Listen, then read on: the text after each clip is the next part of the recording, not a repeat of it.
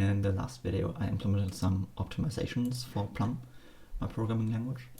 So this program here, for example, creates a point containing an x and a y coordinate. The x is just a, which is the parameter to the main function, and y is 2. And because Plum is structurally typed, that is kind of the same, like the type of that is just that, a struct containing x and y. And this make 3D of that point calls this function down here, which takes a 2D point and returns a 3D point by kind of also adding a z coordinate that is always 0. And then here we extract the x from that 3D point and we add 4, and that's what main returns. The code doesn't really make sense, like it doesn't do anything useful. It's just to illustrate some nice optimizations that we do. We don't do constant folding or inlining, but the things on the stack, they get reused. So first to create the, let me maybe move things around a bit. Okay, first to create the point containing an x and y. Well, the x is the input to the main function, which is already on the stack. So we just push the 2, and boom, we've created a point. Then we call the make 3D function of that point, call 8, which jumps to instruction number 8 down here. Ooh. Which pushes a 0, yeah, but it's also supposed to return. I'm wondering if like the terminal, well, if the terminal resizing did any harm there. Yeah, okay. So we call 8, aka we jump down here, and that just pushes a 0 to the stack, because x and y are already in the correct order on the stack.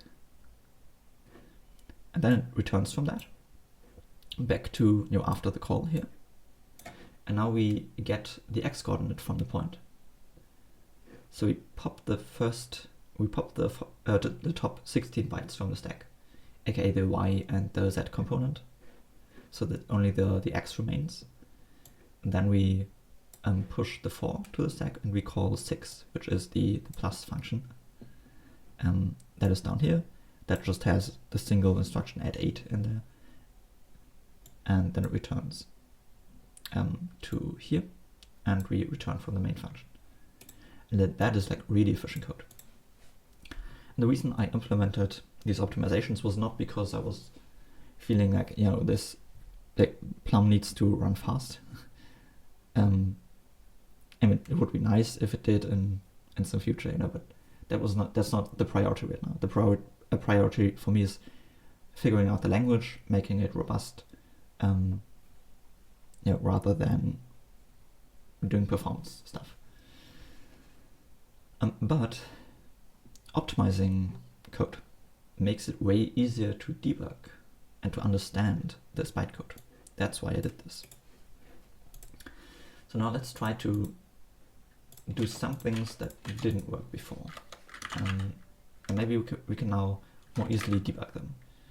So first of all, start with memory allocations, like creating a list of length 2 down here, and then calling length on that.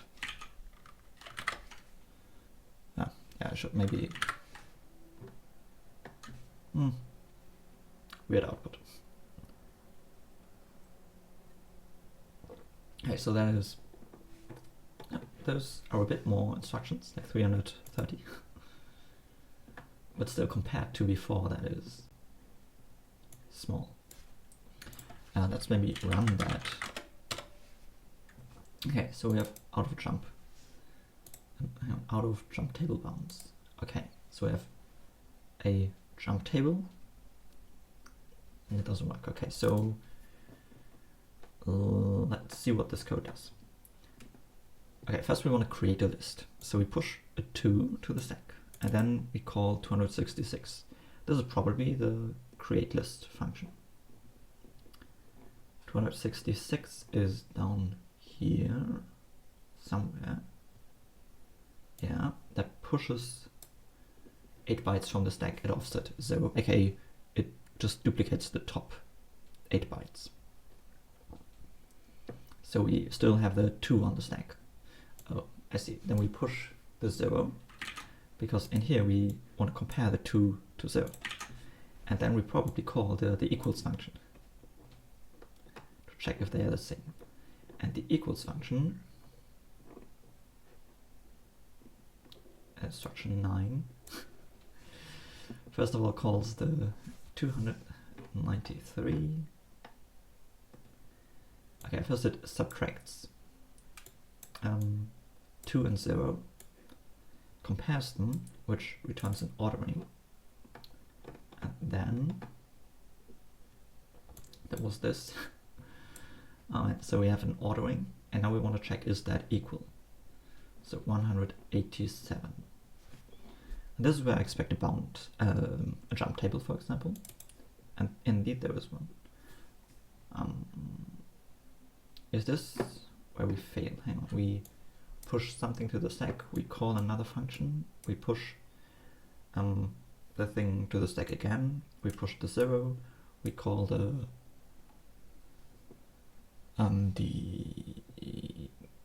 compare function, which calls the built-in compare function, which subtracts them, it does the comparison with 0, it returns, and now we're at, now we check is that equal, and this is a jump table. I'm kind of wondering that the jump tables here, they don't have, we don't print the, you know, the targets. So let's maybe do that first. In the ground, 2 bytes, yeah, let's see if that's correct as well. Yeah, we have a jump table, we first push F1 indicating a jump table, and then we push a byte indicating the table length, and then every target gets pushed there. Yeah, to the patches. And then bytes, and then those should get patched later on. Okay, but in the right thing, we do actually print the targets. Ooh, so the jump tables probably don't have any targets. That is unfortunate. Jump table. Yeah, this is how they get created, with a jump table placeholder somewhere. Let me maybe, switch, creates a jump table placeholder.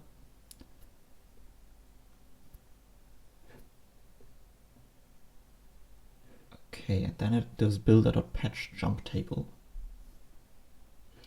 And for every switch case,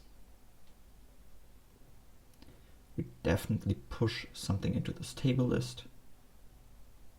So then down here when we do table to slice, there.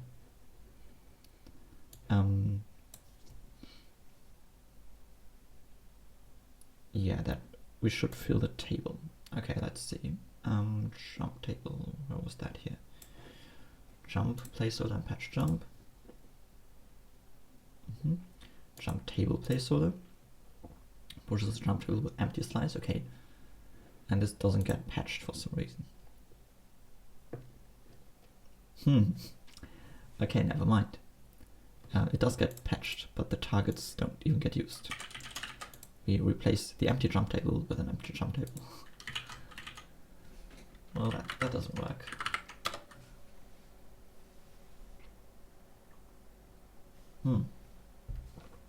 True targets with an S at the end.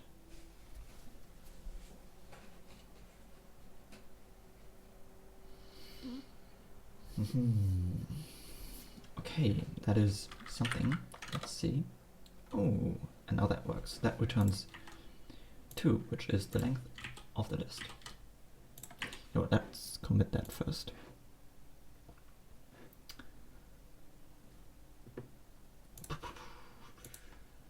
Yeah, fixed jump table. Catch jump table. Boom. And then this didn't work before. You're having a list of type foo. Like just creating, let me remove that.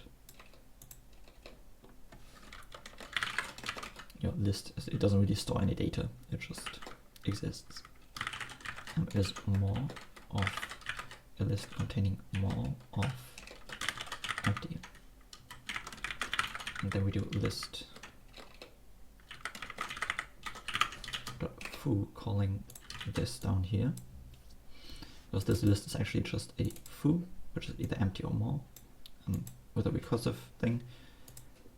And then we just switch on the list. If it's empty, we want to return 0. If it's more, we want to return 1.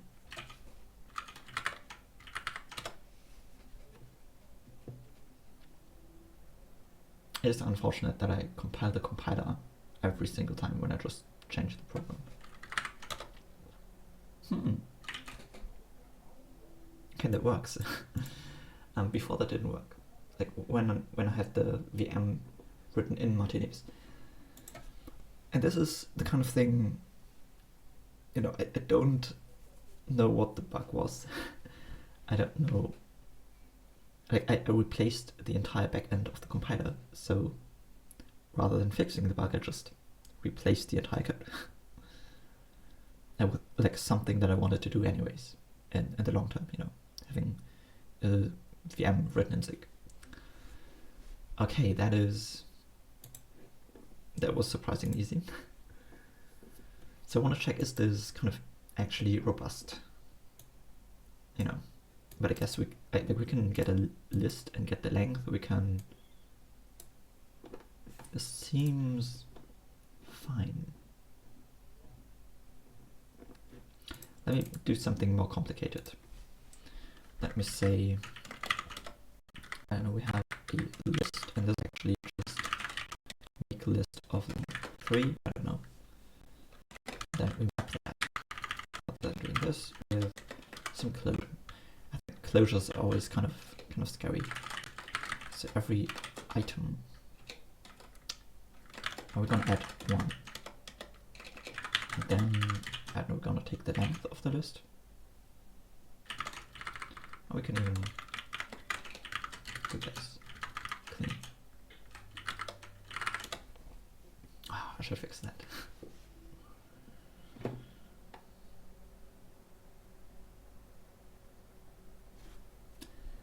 Expected equals sign. Oh right, yeah. Note to myself, I want to fix the lambda syntax at some point, because I think having an equal sign is kind of weird.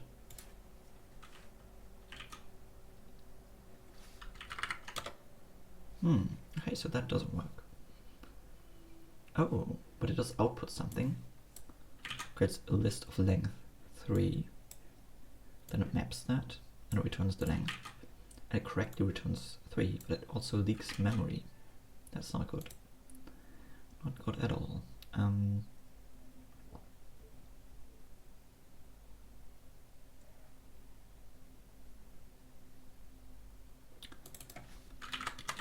just gonna get the sum just for sake of it.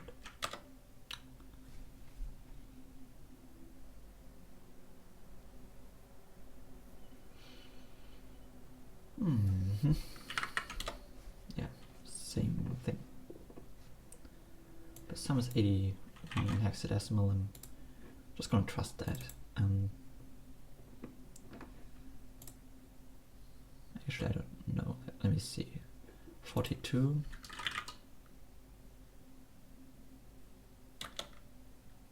Well, never mind. Yeah, it's gonna be fine. So 42 times 3 would be like 126.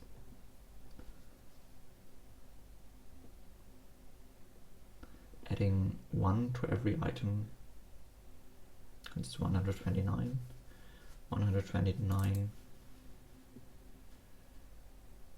Yeah, it kind of,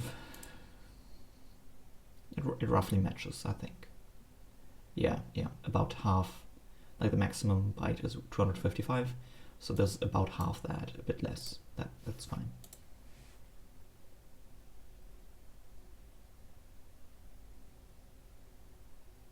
Yeah, about half. Okay. Cool.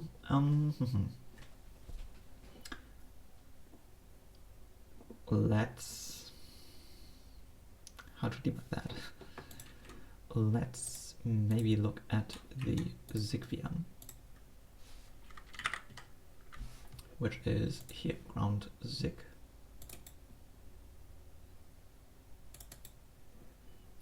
And let's print every allocation, I guess. I think we even have, yeah, we have a heap. Nice. And that is there's this one. Oh, look at that. Let's do that. So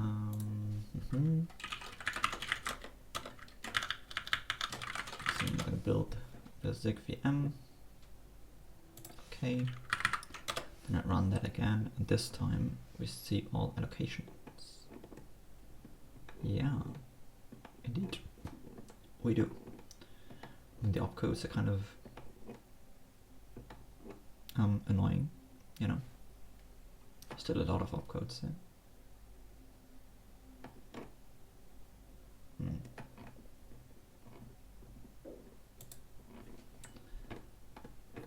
Okay, so we run some code, and then we, okay, that's the address. I was wondering if that's a lot of memory, but no, it's just size 25. Size 25.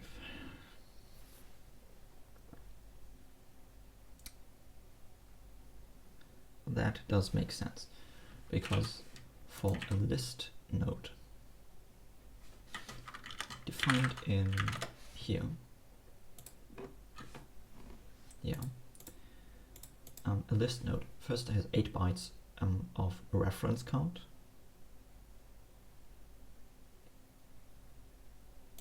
and then it contains the payload, which is this, and it's an enum, so it contains 1 byte for the tag, and the more variant needs to contain an integer, and well, this is recursive, so that's a pointer to the rest of the list. So that's 8 bytes, 16 bytes, 17 bytes, plus 8 bytes for the reference count, that's 25 bytes. Okay, then some stuff goes on, and we have another list node, size 25. Amazing. Then another one, size 25. Oh, this is interesting. Size 8.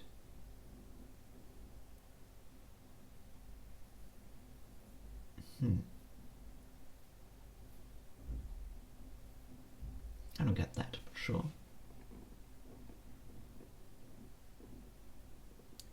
Then we free the 25 one, and we free another 25 one, and we free the third one. Oh, what's going on here? Then we allocate again, okay, sure. And we allocate stuff again, okay.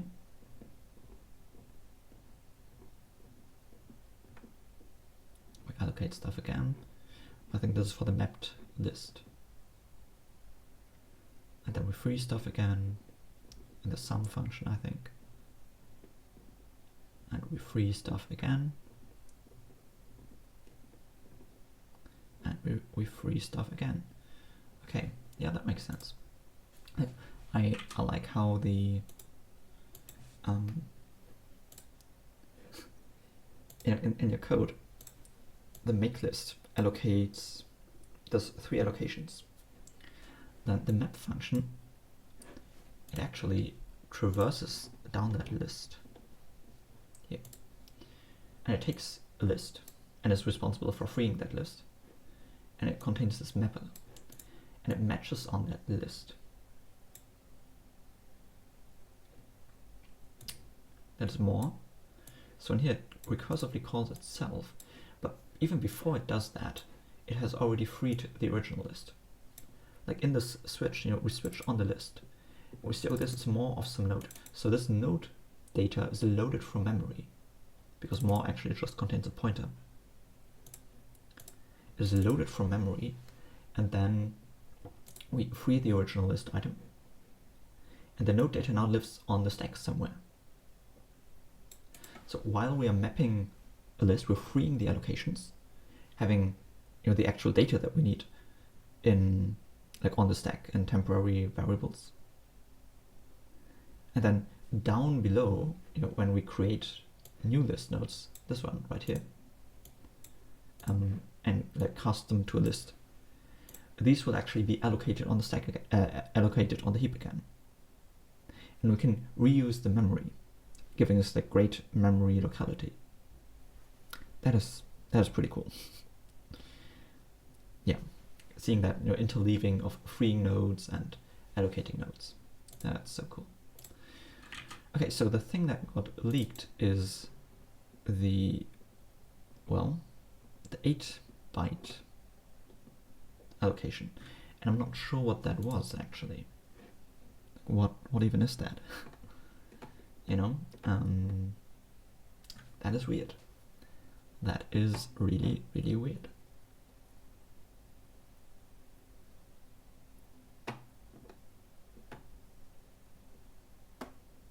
Yeah,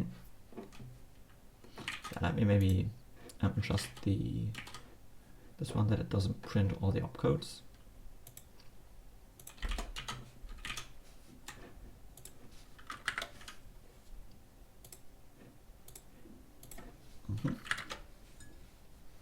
Only showing us memory leaks.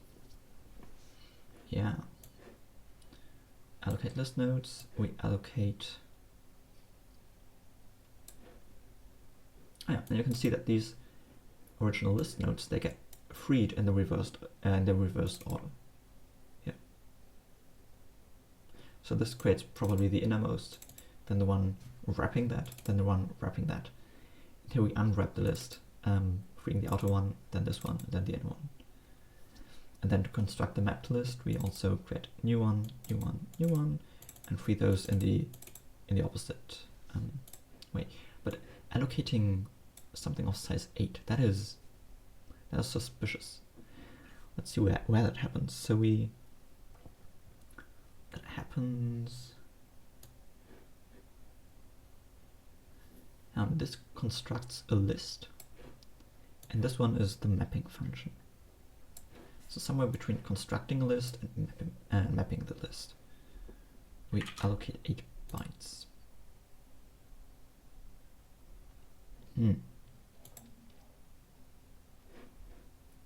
Well, let's maybe, yeah, let's dump the waffle. No, the pesto. Oh yeah, it is dumped. Okay. Yeah, okay. Let's maybe compile this again, but kind of. There's an ePrint line. Okay, so I think, oh, I'm not sure. I think you have to do something like &2 or something like that. Nope. Oh, I see. The ampersand is like separate. Just detached the process. That is super weird. Oh, I don't like that. Is it like this?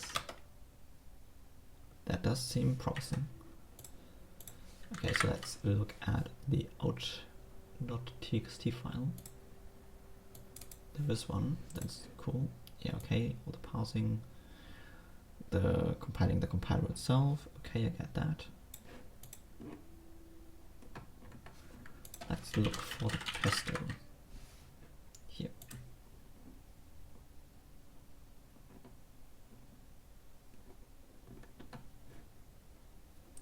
6757. The next compiler stage would be the waffle. so 6, 7, something is the pesto.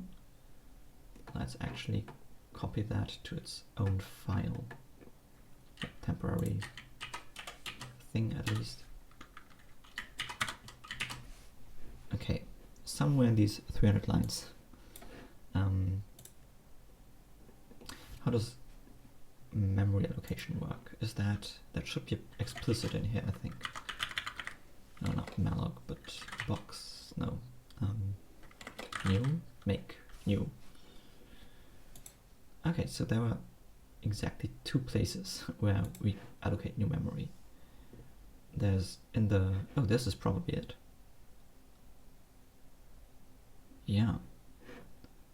So this makes sense. You know, we have created some struct where we know, oh, this is either empty or it's more and something.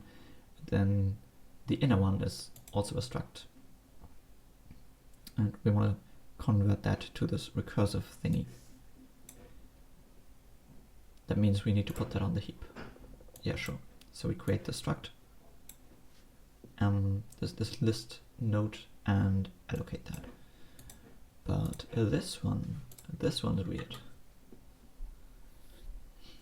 It doesn't get freed. What even? Why do we have that?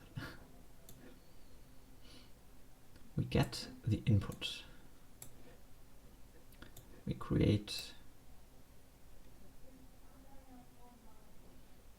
a 3. This is the argument struct that we pass to the makeList function. Only has a single argument, and that is the 3, because we want a list of length 3. Fair enough. Then we get that list back. Sure. Of this type, empty or more with a pointer. Then we do this. Oh, I think it's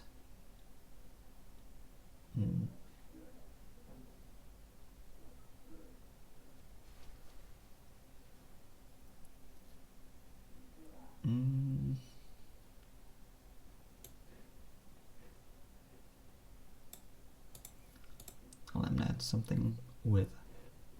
Oh, I see, this is just a function pointer. We're constructing a lambda. So to do that, we create a closure. This lambda doesn't capture any variables. So this closure is actually going to be a heap allocated empty struct. That makes sense. We could think about optimizing that, though. Like, yeah. Anyways, so then we create this function pointer to the actual lambda code. We create a function pointer to the free function for freeing the closure. Okay, and then we oh yeah, this is the lambda with the lambda body, the free function, and the closure that is allocated on the heap. Then we want to call the map function, and that one needs first of all a list, which is the original list that we got from the makeList function, and it is our lambda, this 3 tuple.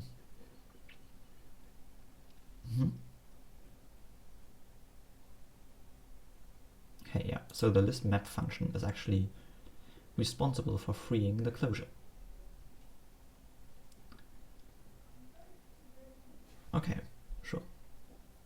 Like that, so far that makes sense. Now let's see how the list map function works. Where's that?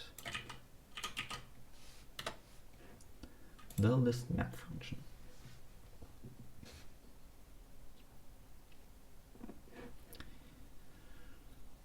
It receives stuff. Well, it receives this one. First of all, it unwraps these arguments. So it unwraps the list that it's supposed to map and the lambda that it should use to map that list. Okay, then it switches on something to create a new list. Let's actually look at the more variant first. especially what happens with the closure, with the lambda here. Because I believe, okay, so here we call dupe on that lambda.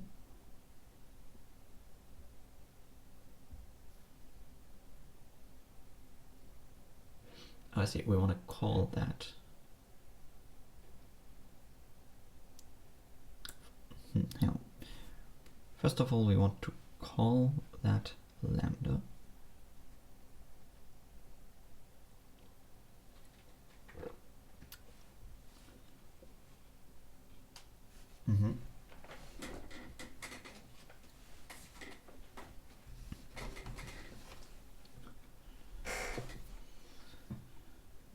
On the list item. So what we do is we get the function pointer to the lambda body, and we make an indirect call to that of this one, passing this as arguments, the integer and a pointer to the closure.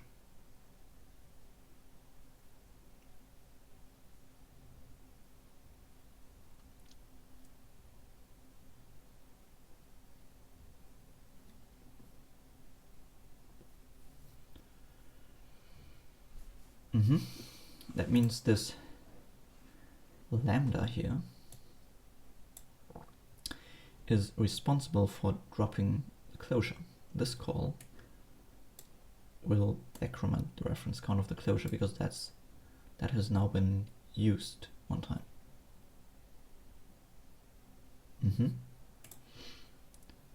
Okay, that means that because we want to also pass that lambda down here to the next, the recursive call here in the arguments.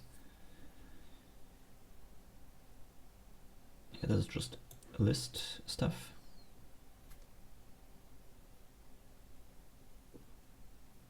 Yeah, because we want to do that, we need to dupe the lambda beforehand. That makes sense. Okay, so far so good. So we have basically two more interesting functions here. We have the dupe function for this list and actually calling the lambda, aka looking at the lambda something function. This dupe function, well, these are just function pointers. Function pointers, like functions, exist statically.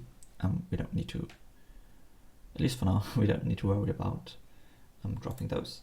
So we just take the closure out of that. We dupe the closure and return nothing. Okay, that is the first avenue. The second was, actually, before we go into that, let's also look at this. So in this empty case, we just drop the original list. We drop the closure because we don't need either one of these. And instead we just create an empty list, completely independent from that. Yeah. Okay, so let's look at this drop thing.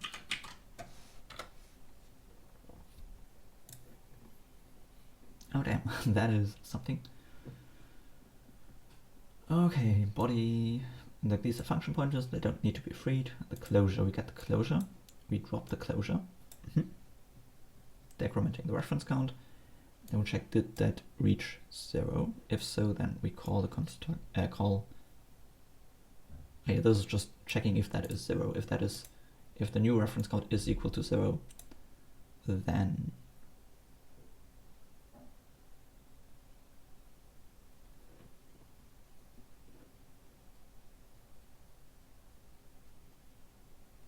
we get the free function, the free function pointer, and we call that we call that with the closure pointer. Okay, so now I have two interesting bits. First, I want to make sure that when creating a closure, like basically I want to look at the closure, the lambda body and the free, and the function for freeing the closure. Those are the two interesting ones. Okay. In here, freeing the closure, that just loads the closure, loads the value there, and the closure is empty, so we don't need to do anything there.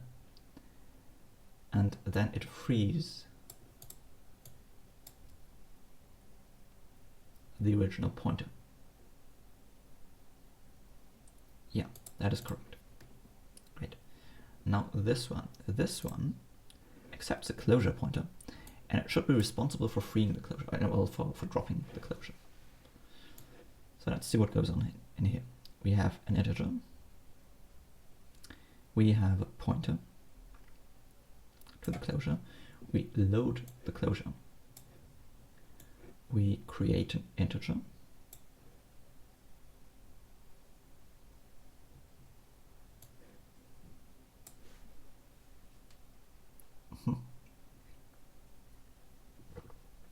we call the plus function, but we don't drop the closure. Okay, so when generating lambdas, something goes wrong. The lambda should take ownership of the closure. It should drop the closure at the end, or when it's done using them. Okay, I've kind of pinpointed the bug now. That's cool. So the bug exists in the pesto, and before that can't really exist because we don't. Oh, we do have dupe and drop in here. In the pudding. Oh yeah. Okay, so this is the lambda. Oh, I see. We have dupe and drop in here.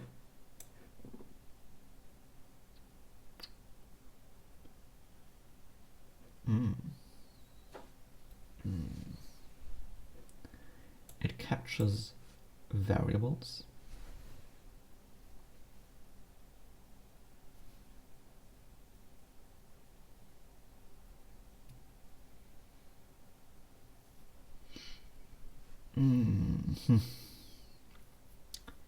That is, we don't, like in the pudding here.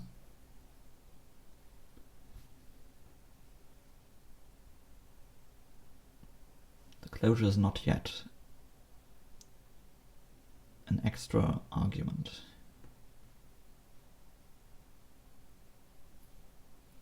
No, and it can't be because the closure is not, doesn't follow the usual memory layouting stuff. Closures are always behind pointers.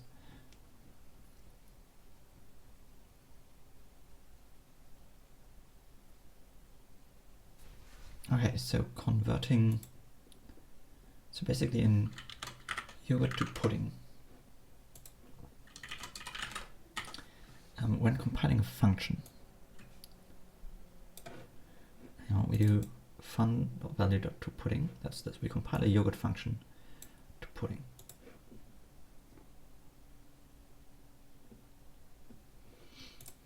Then what we do is, yeah, sure, we reserve IDs. Then for all the captured variables,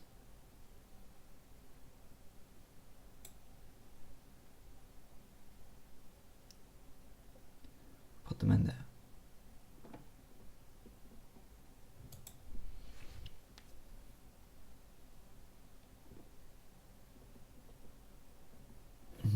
Then we convert the body to pudding. And now we basically want to check if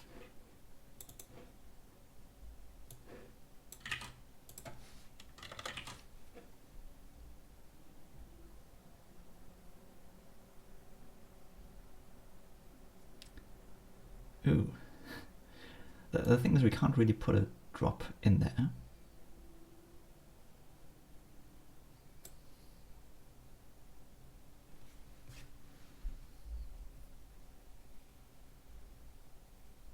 I think I'll have to kind of reshuffle, like introduce closures earlier in the compiler pipeline. Maybe.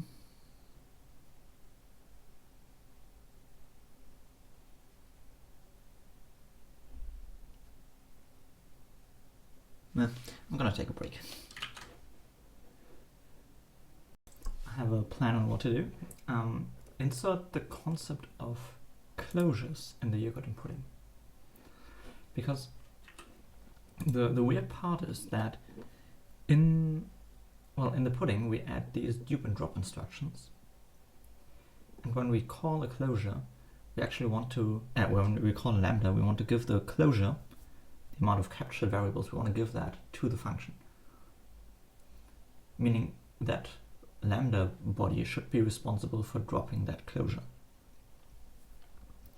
And well, to do that, the lambda body needs to have a value representing the closure, and currently it doesn't have that. Currently a lambda, hang on, let me get to the yogurt maybe. Yeah, somewhere here. So the lambda just has here, it knows which variables it captures. Oh, still not the pudding, that's the pest.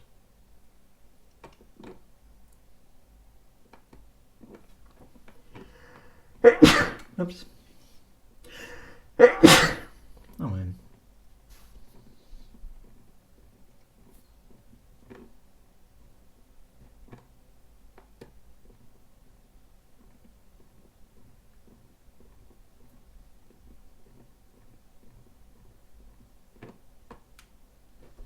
Okay, yogurt.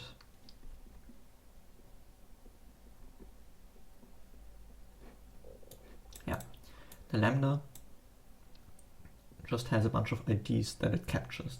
Our lambda doesn't capture anything, but you know, in theory it could have IDs there. And these IDs, they're just magically in scope in the yogurt and in the pudding. Meaning from the lambda code's point of view, there is no value to free. At the end of this body we can't even drop the closure because we don't have an ID representing that. So I think the way to go forward is to remove captured variables as a concept from the yogurt and pudding. That will probably clean up both of these compiler stages a tiny bit at least. But just removing this. We're saying the body here has a bunch of parameters, and one of these parameters is actually a closure.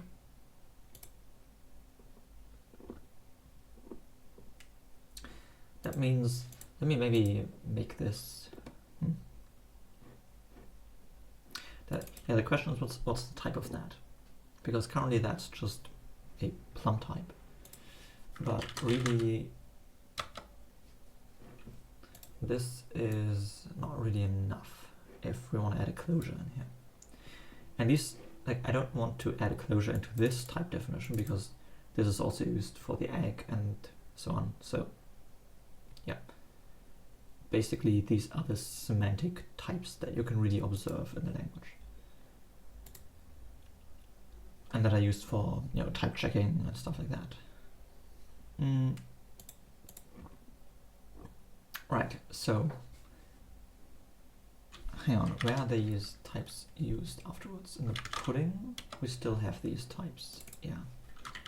In the, what's next, the pesto, we have pesto types. Okay, these are lowered into something else. Yeah, okay, so I think I'm actually gonna make these are basically only used in the egg then, these types. So I might call them egg type. Or I'm just gonna create a yogurt type thing. Yeah, I'm gonna do that first. Yeah, we don't need to check whether types are assignable. We don't need to be able to union types or anything like that, or checking whether types are equivalent, or comparing types, replacing recursive types, because at this point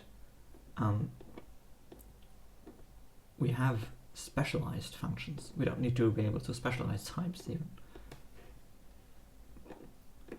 or match functions. We only need to be able to store those types, I guess, print them, and so on. So let's maybe copy this part to the yogurt. And let's say these don't have plum types, actual yogurt types. That's interesting.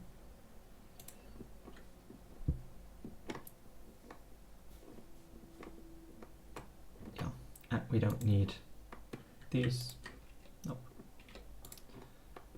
We can move these methods down here somewhere.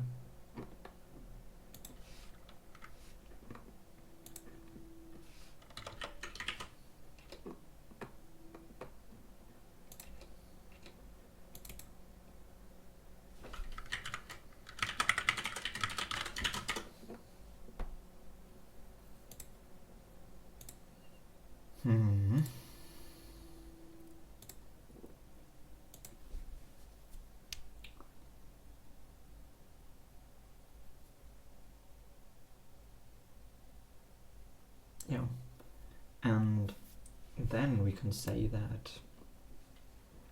we have one additional type, which is a closure, and that is similar to a struct actually, except the types are only positional.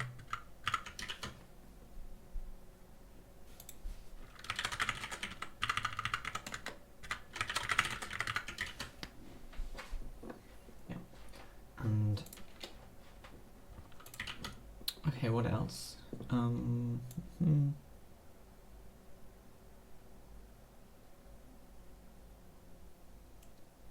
Yeah, comparing yogurt types, that makes sense. Comparing yogurt lambda types. Being able to hash types, sure. Writing types. Okay. But actually, let's move the writing a bit further down to like here, and let's try to compile that and see where that fails, because this is not going to compile. Yeah.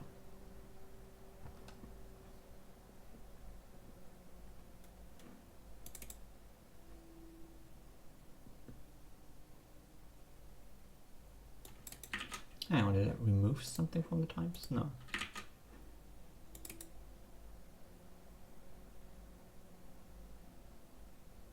Hang on.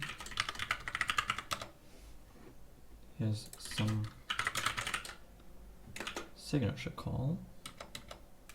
Yeah. Of params, which are plum types. Okay.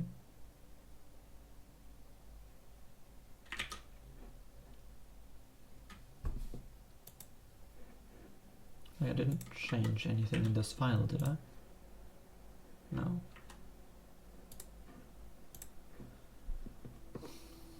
So how... Where was that signature function previously? Oh, I see, in here probably, in the yogurt. That is weird. I see. Yeah, no, this should be like a general thing. Yeah, anyway, look up. Well, yeah, I guess let's add a general signature function here. And for the type, let's also have a to-do and then to egg type.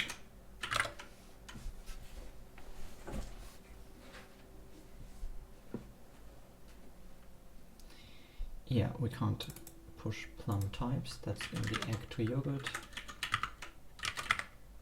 Mod. Yeah. Let's see, push param of some yogurt type. And here we have substitutions of yogurt types. Makes sense.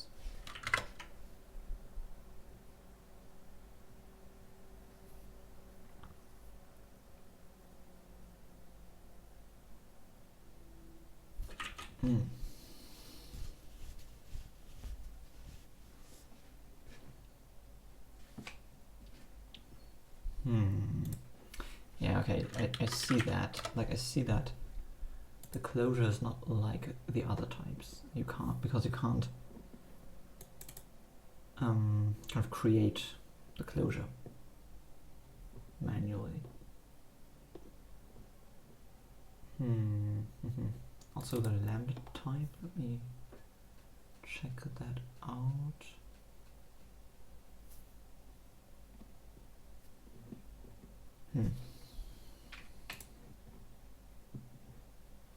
Yeah, so I definitely want, you know, some sort of first class closure operation that basically does this, creates a closure of these IDs, and then the lambda just has a closure, an ID to the closure. Yeah, and the question is, what's the type of that closure? The type should be, you know, closure, or something that marks this as being. Yeah, I think closure is actually nice. Would be a nice type for that. Okay, let's in here go for count type, I think. So you can compile a function for that. What's going on here? Push param doesn't work. Okay, so let's maybe try to go through this. This should work, yeah, this down here, push param. Yeah, we specialize stuff, and then we want to compile the type. And to be honest, that is pretty easy, well, pretty obvious at least. You know, compiling a count type just results in a yogurt type.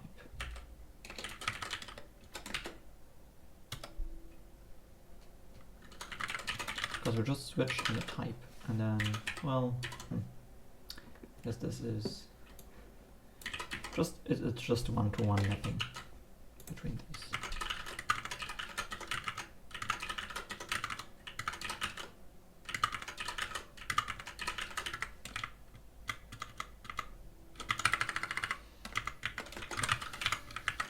Then this is a yogurt type name with that same name.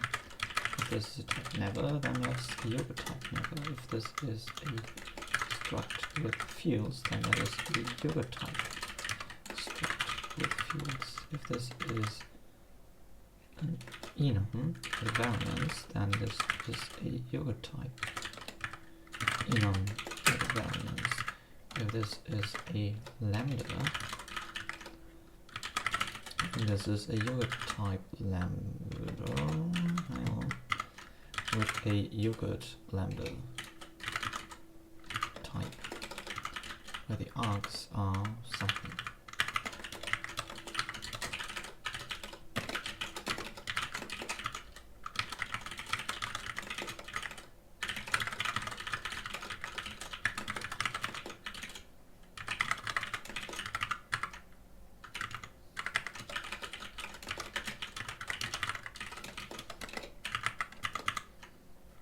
You know, the usual stuff. And the return type is the lambda return type compiled, so that we can then say this, we bundle those two up into a yogurt type. Recursive types even have the same, like they still work in here.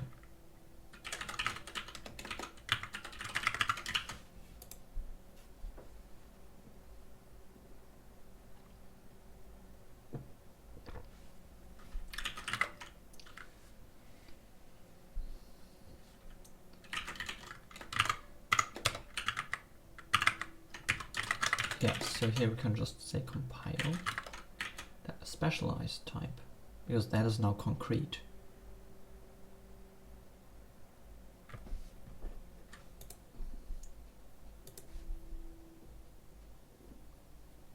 I think it actually makes sense to separate those two versions of types out, because also in in these types, however they are called, we also have type variables, and now we don't have them anymore. Type variables were just modeled as primitive types, which is not really correct.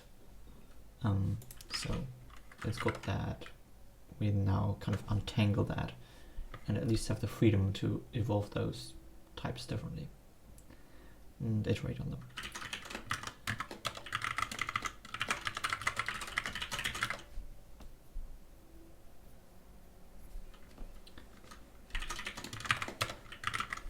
Okay, yeah, try to create that with, oh yeah, we need to map them, of course we do.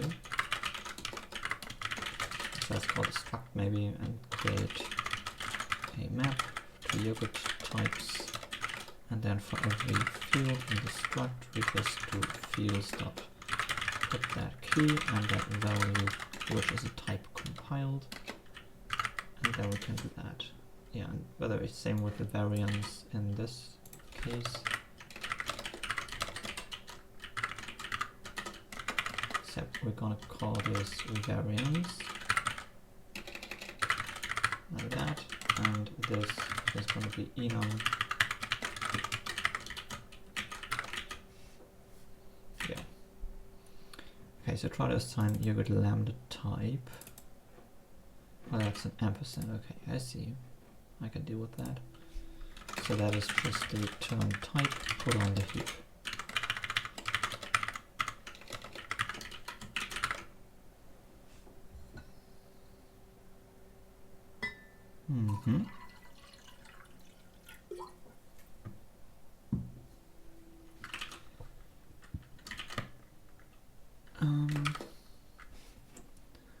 Dollar type.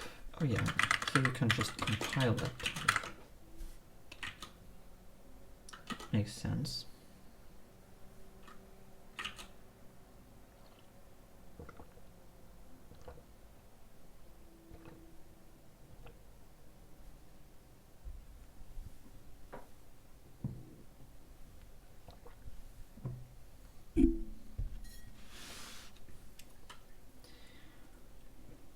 Okay, push param of a plum type. Yeah, we can just hang on. Now this is interesting. Yeah, we'll need to change this code because capture things now work a bit differently. Because in the yogurt, because we now have the closure type. Hang on, that's actually, yeah, let's say this is an opaque closure. Opaque closure type. Basically just a pointer, and you don't know anything about that.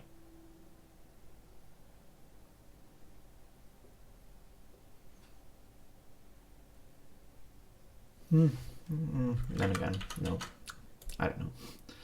I'm just figuring this stuff out as I go. But we remove this captures thing from the function. And instead, if a function is a closure, then we'll just have an extra parameter, which will be a param of the type closure. Makes sense. And then in here we have the lambda mapping. Yeah, capture a closure, a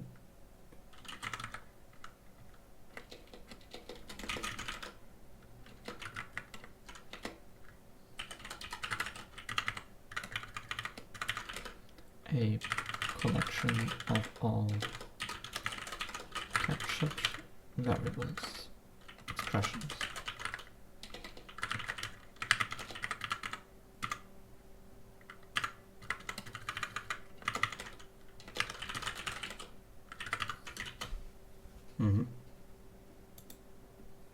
Okay, so then we have the lambda mapping, whatever that is.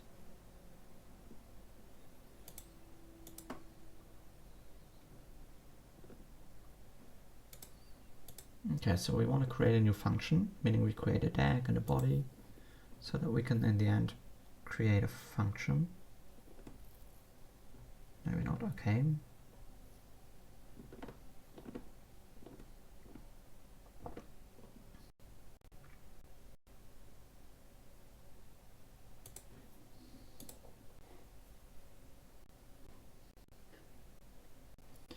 Oh yeah, here we don't want to push params.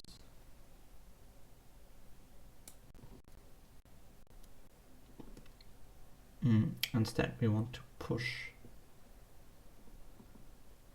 the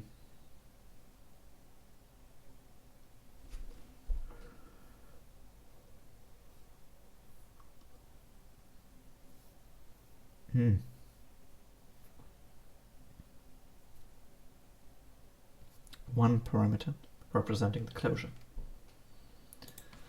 Yeah. So hang on, we have the captured variables.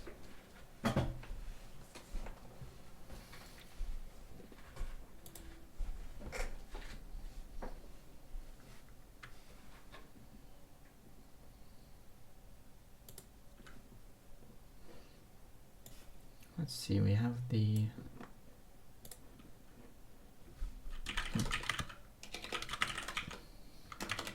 captured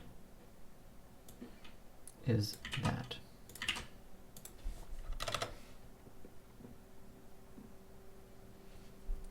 Then basically what we want to do is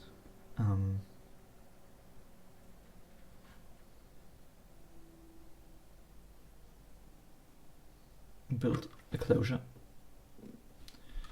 So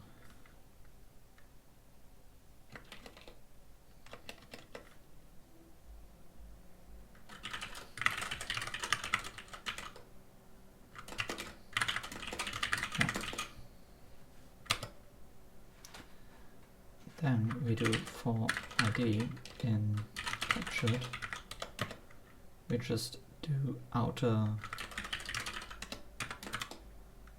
captures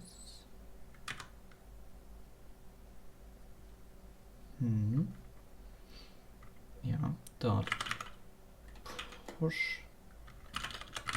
mapping get captured. I get ID.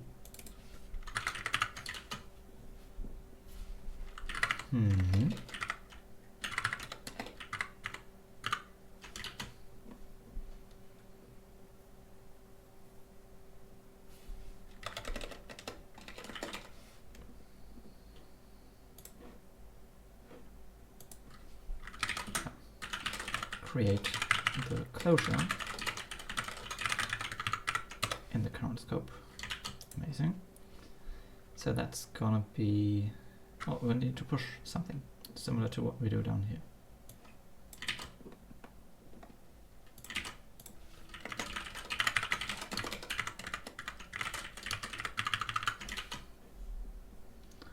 That's just gonna be yielded op.closure of those captured variables, so outer captures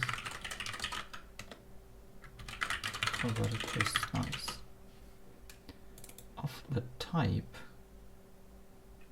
Ooh, do we really need that?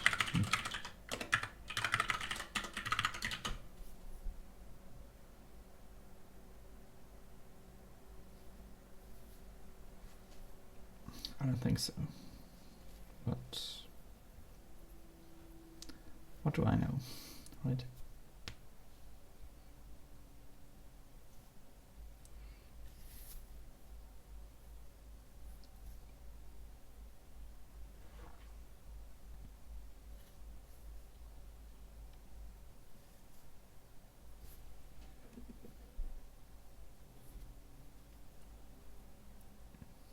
Yeah.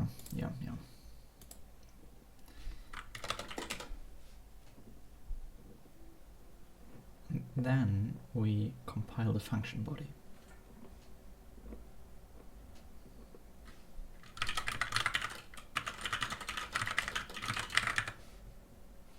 And we can even do this right here afterwards.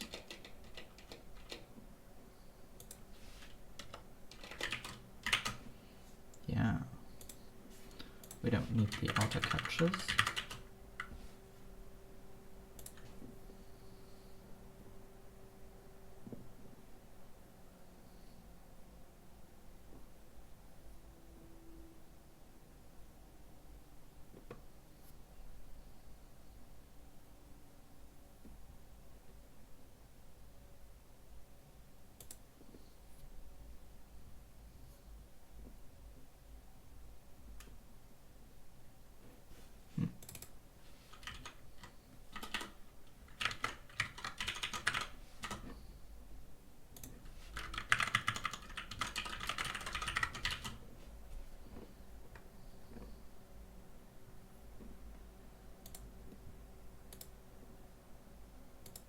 Do we need the inner captures, and what do we need them for?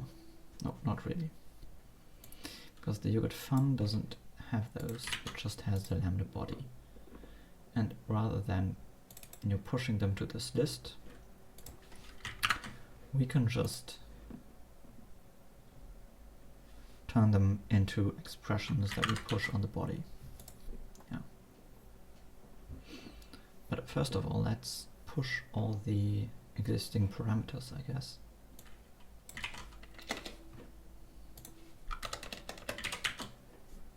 Yeah, for every parameter we get that.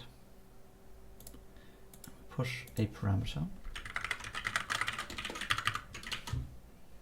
to the lambda body. That makes sense. We put something into the lambda mapping, also makes sense. Okay, so then for we also push an extra parameter,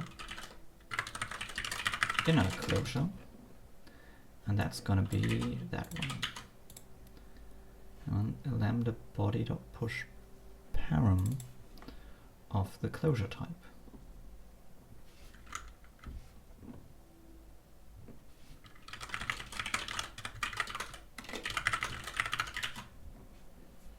Yeah, and then for every captured ID, rather than pushing a parameter,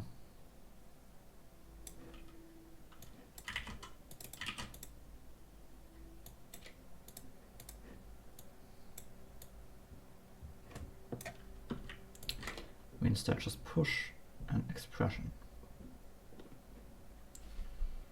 We say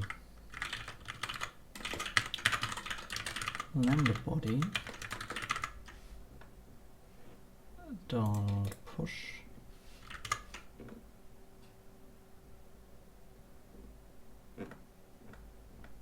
similar to what we do down there. A yogurt up dot, oh, I see, kind of dereference the closure, please.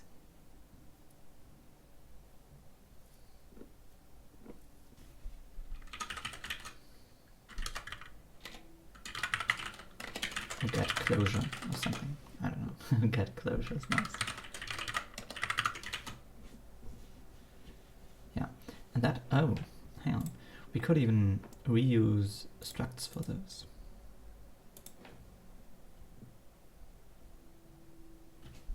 I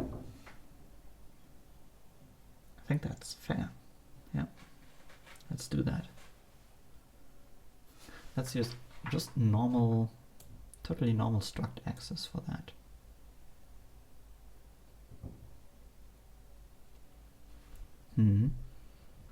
Okay, so hang on. In here, rather than doing this, we would instead push these into a struct. Explicitly receive a closure parameter, which is a pointer to a struct that is all captured expressions from the other scope. That struct is guaranteed to live on the heap and is type erased.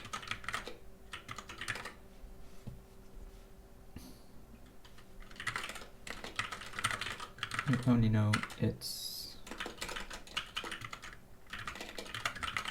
closure.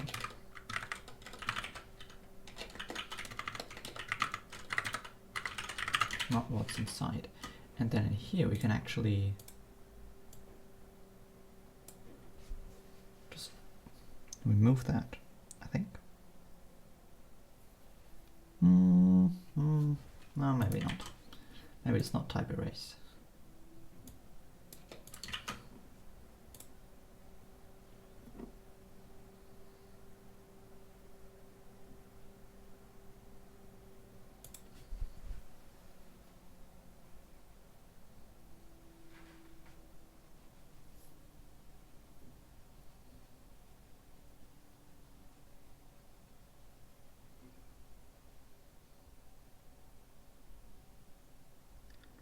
Or maybe it is.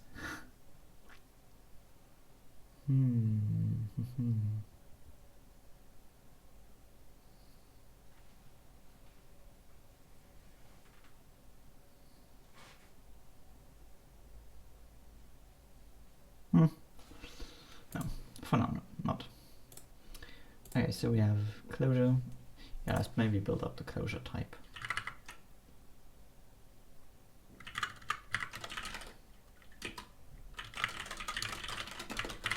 Yeah, closure types, it's just a list of figured types.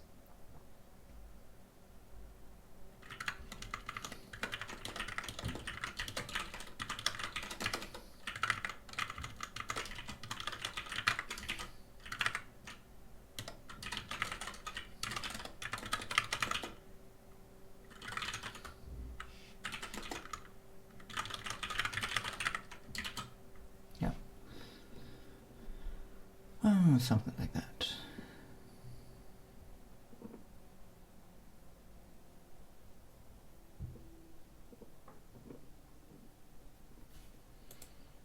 Okay.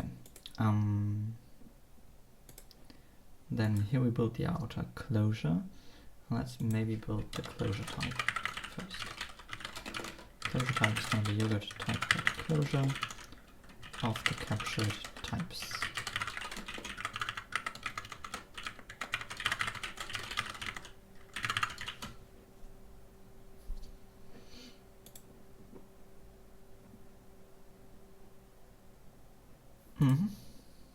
Cool. Then compile the lambda into a function.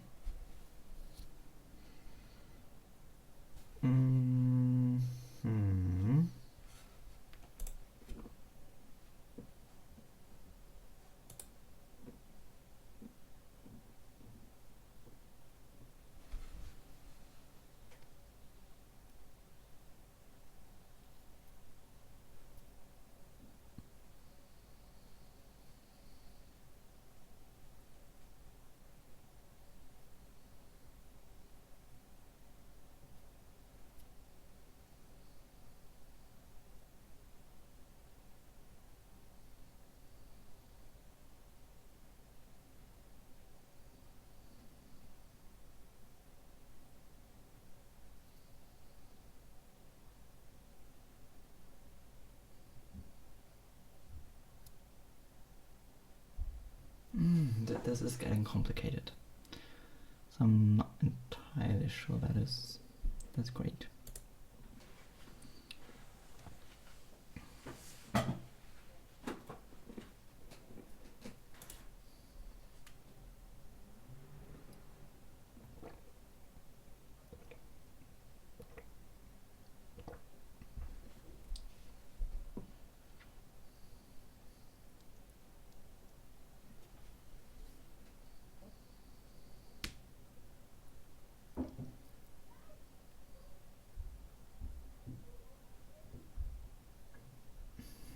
I'm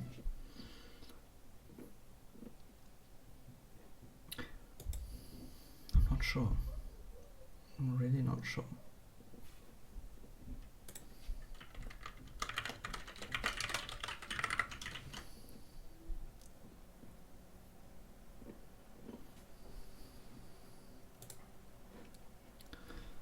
me maybe look at the yogurt again. So here, what I like is that in here functions wouldn't have, you know, a like extra captured thing, but instead they would just have in the body a parameter that is just like any other parameter but of the type closure.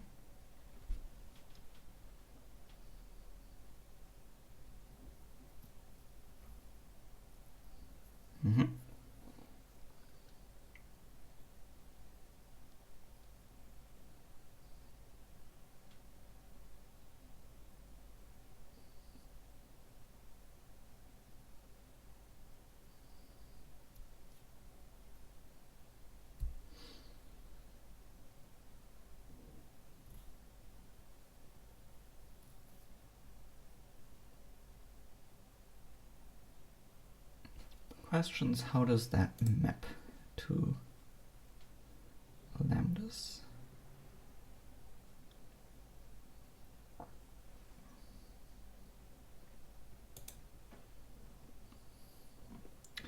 I guess we have, when we have a call of a callee, and if that is a lambda, yeah, that can be a lambda, and that lambda is guaranteed to have a closure inside.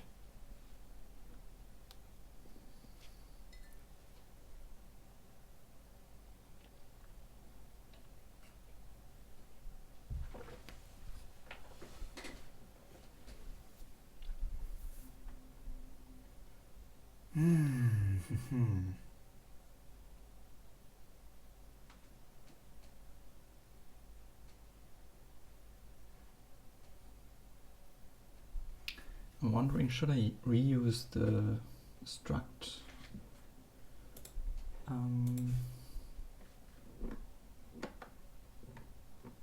The struct type, should I just say closure? You know, just has basically that.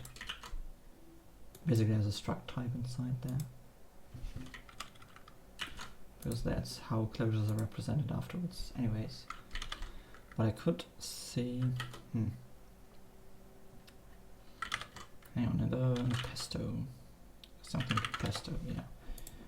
We do generate these different drop functions here. So I was looking for like free fun, yeah. Oh yeah, compile.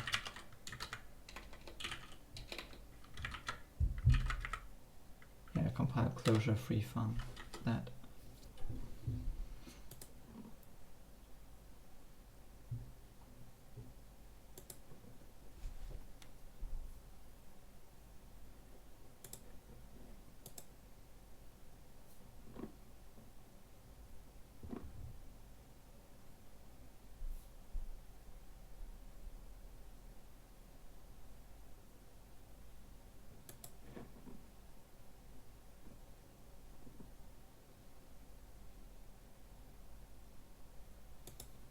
And that closure is loaded.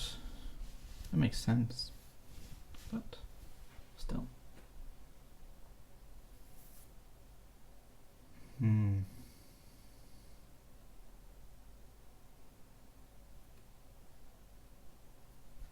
Yeah, but that would be kind of weird in the yogurt, I think.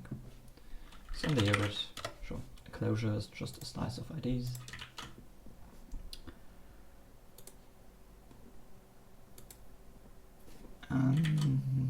And I guess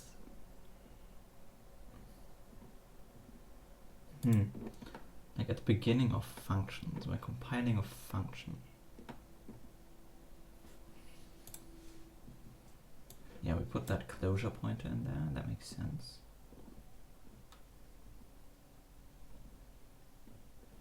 And then we do this. These would have to be kind of represented as normal operations.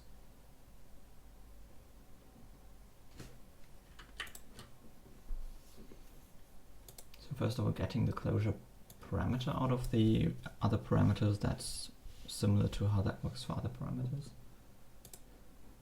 The closure type would have to be converted to pesto.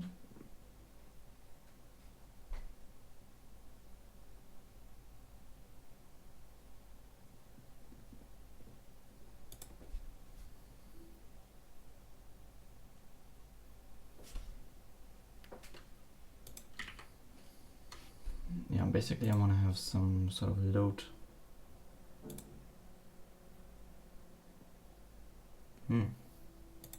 Yeah, you know, let's have one operation done here.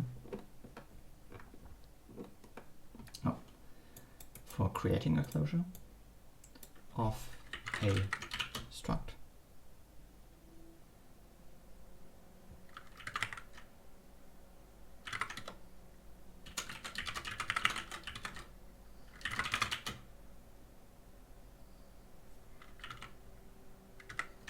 And then a get closure.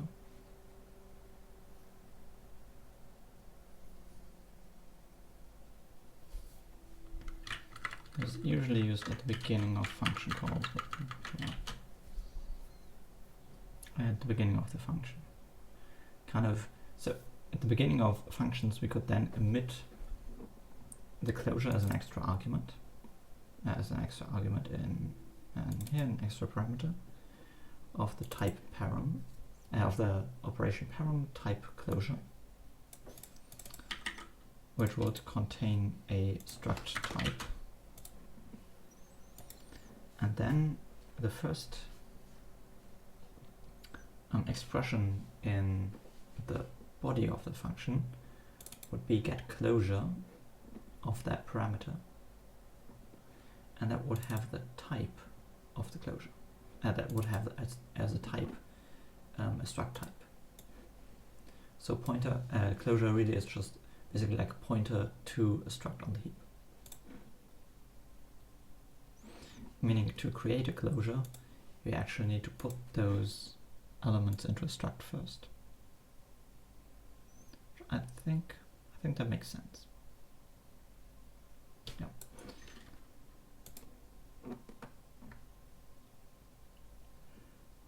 Yeah.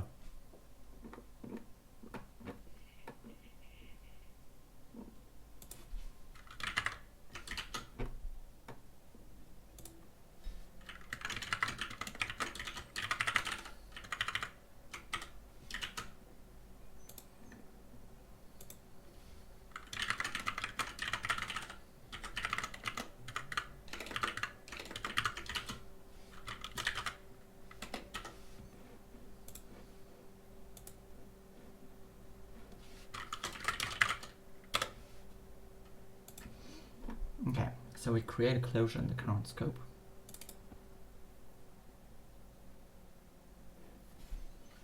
Yeah. And that is basically a struct of fields .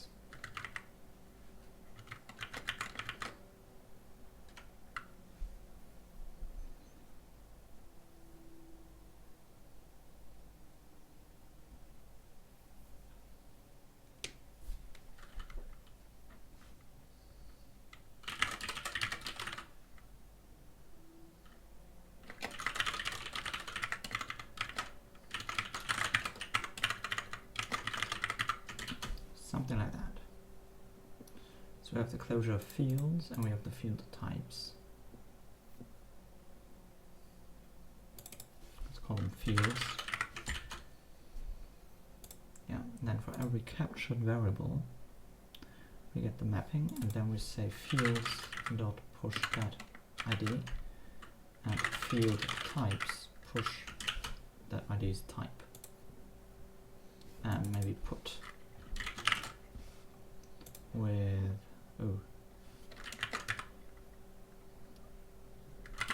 enumerated.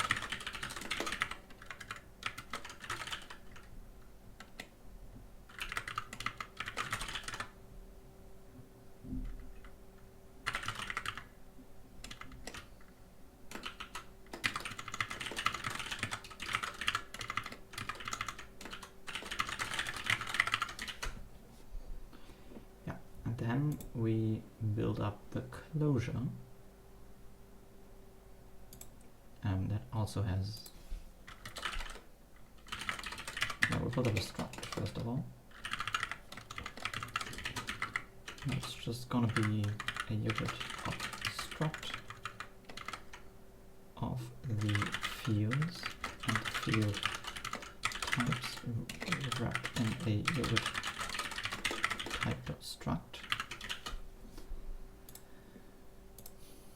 And then the closure is going to be, oh,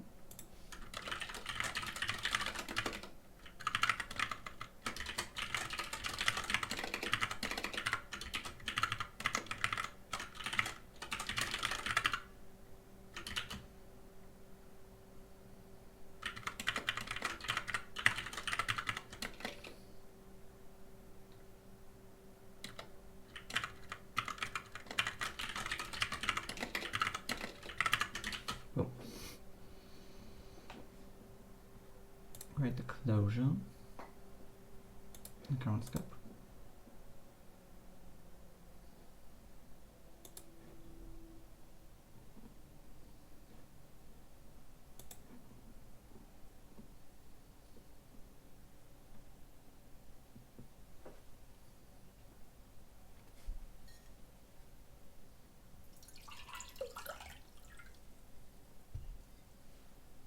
Okay.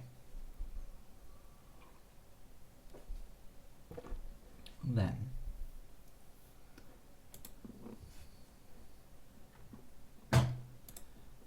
next step, compile the lambda into a function. So here we have the mapping, we have a DAG, we have a body.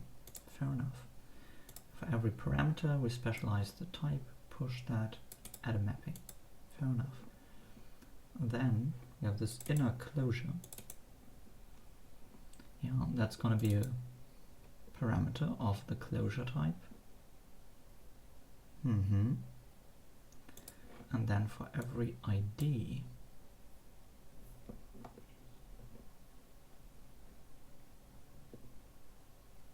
and the captured, no, okay, so this is not correct. So the inner closure is that. Then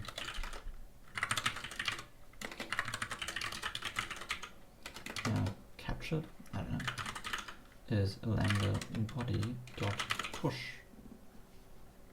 This one right here. Here would get closure.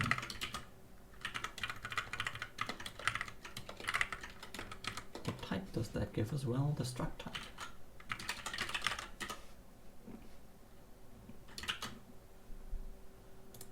We kind of dereference that closure.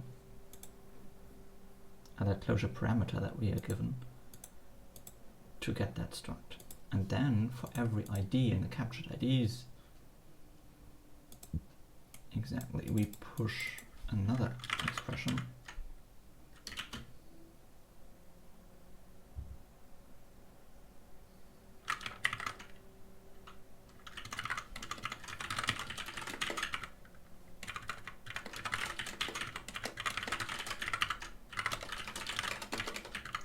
Yeah, the type is something.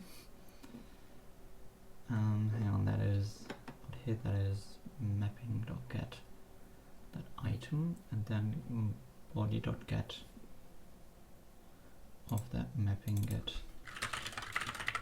that type. Okay, and then we say the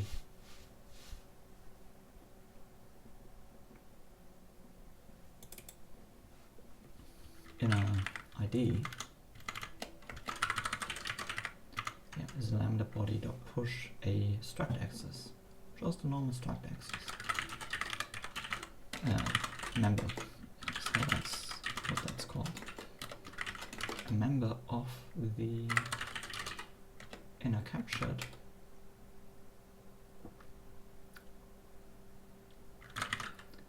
with the name that.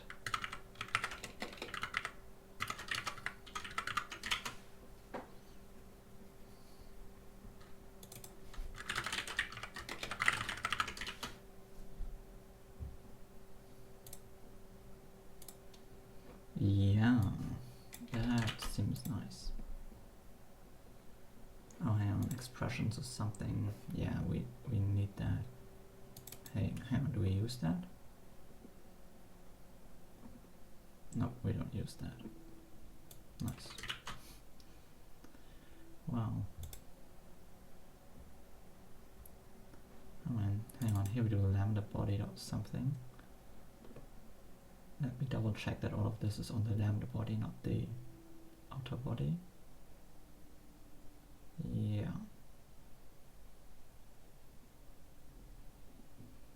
Okay.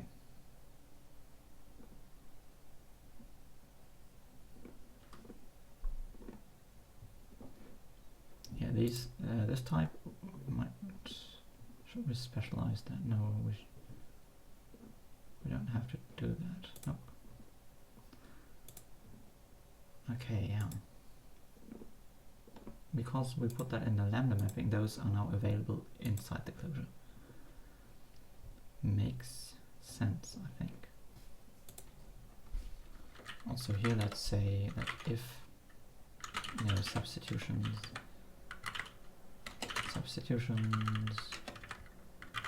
n is larger than 0, only then put this down.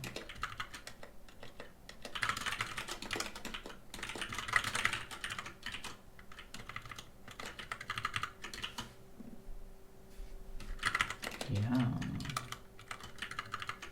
Okay. Then in the end we have the yogurt lambda in the outer body.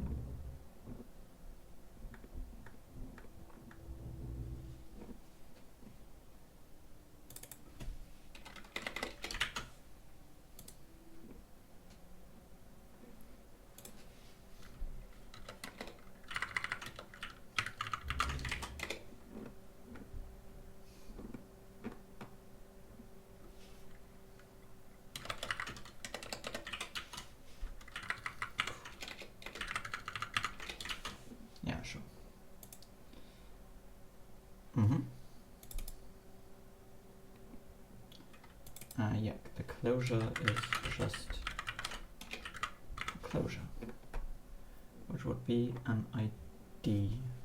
Yeah.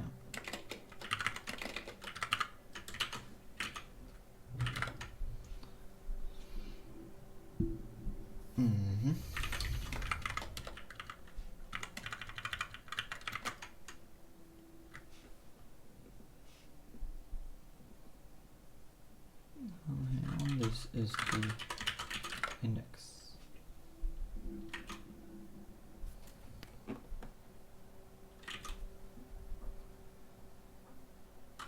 Oh yeah, that struct type needs to be put on the heap.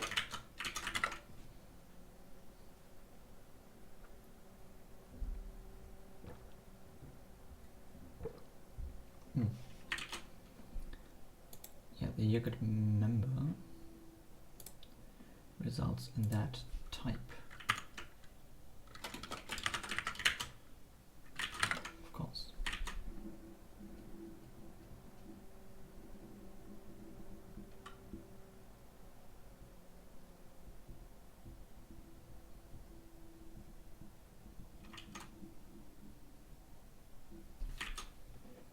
Okay, this only has a size.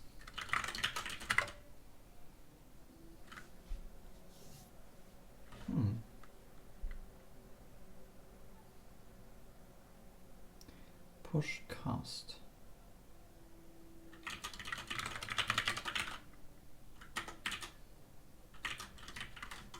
Oh, I can see what that is.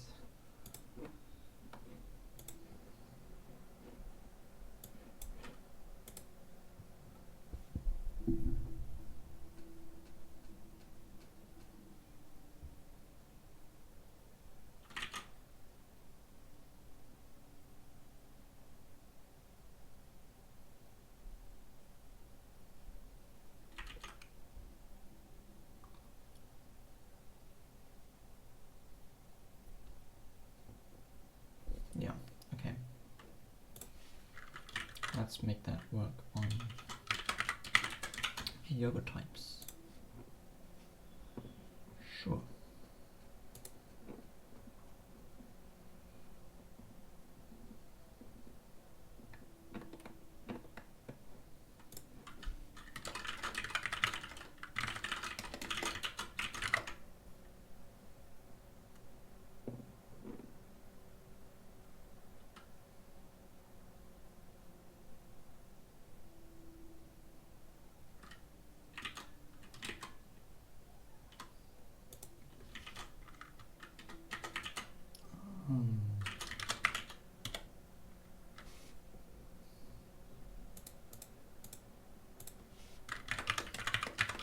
Sure.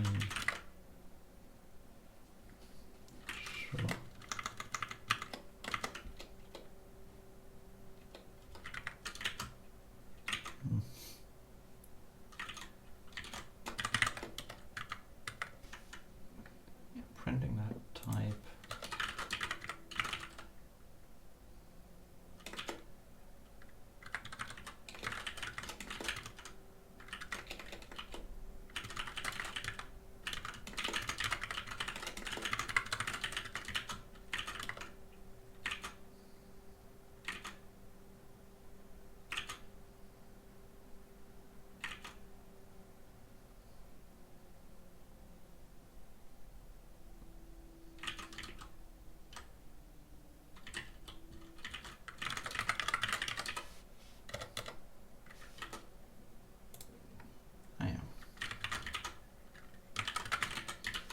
These need concrete types, which also makes sense.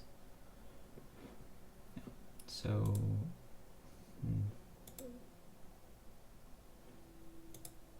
oh,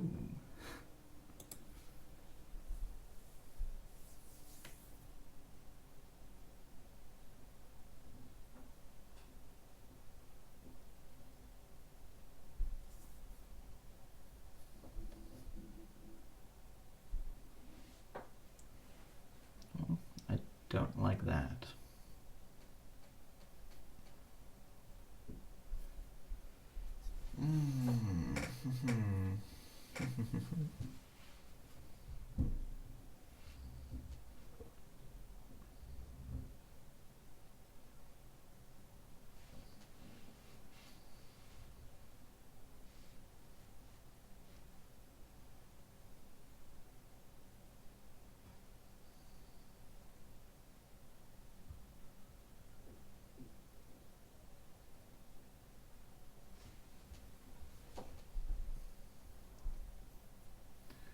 Well, okay, I don't quite know what to do there.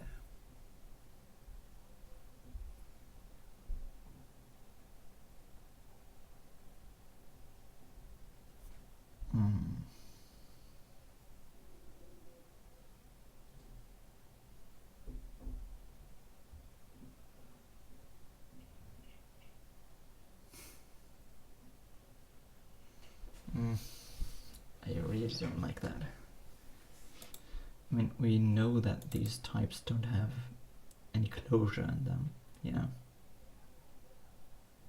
So I'm wondering, like, is a closure actually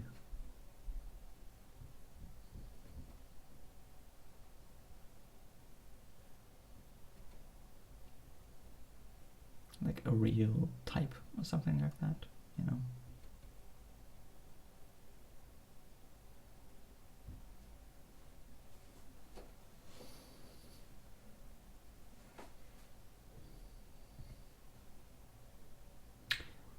I might just sleep over that, and yeah, let me stop for today, and I'm gonna think about types a bit more, and closures, and how to represent them. Where do we use cast? Only to lower cast expressions. And here we also still have the original, you know, plum type. So I think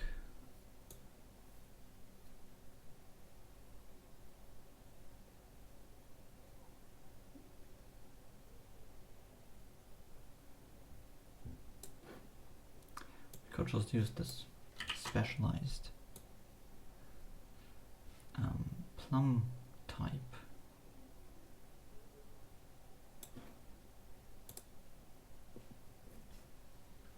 as the target type.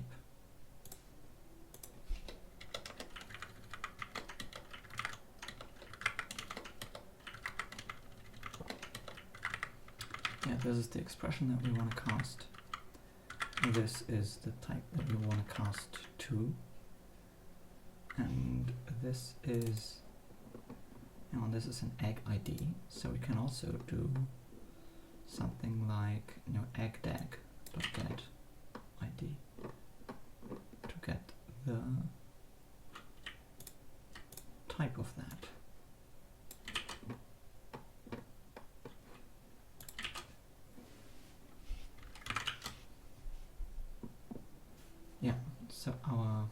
casting code actually doesn't work on yogurt types, but on plum types.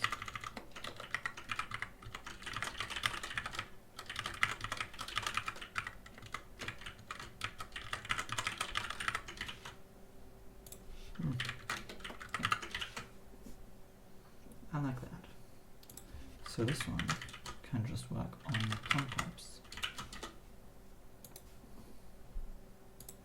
Oh yes, that is great. And yeah, sure, here we need to compile those types.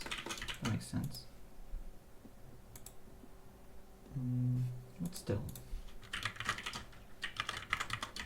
in total, it simplifies stuff.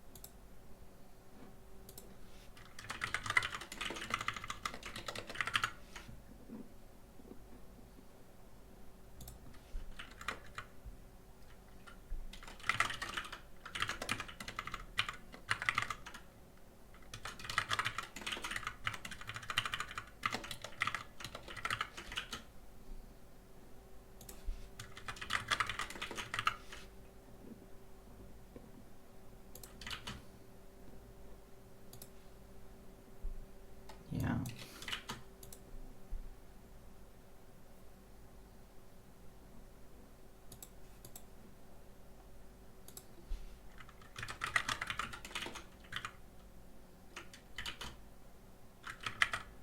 What's up with that?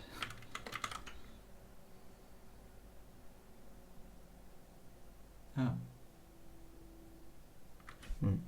Yeah, we will. Yeah, we will have to change how. We're basically creating a lambda here.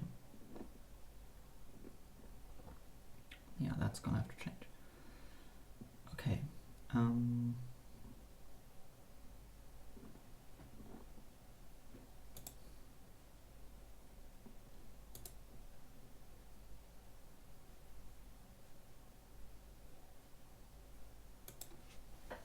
Okay, so from lambda is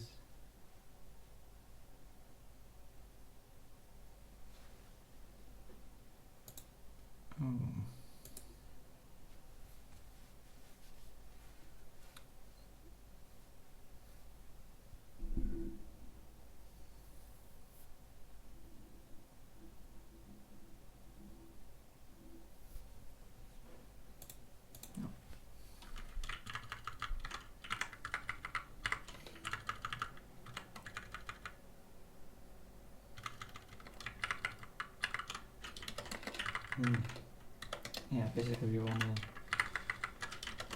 also build the closure.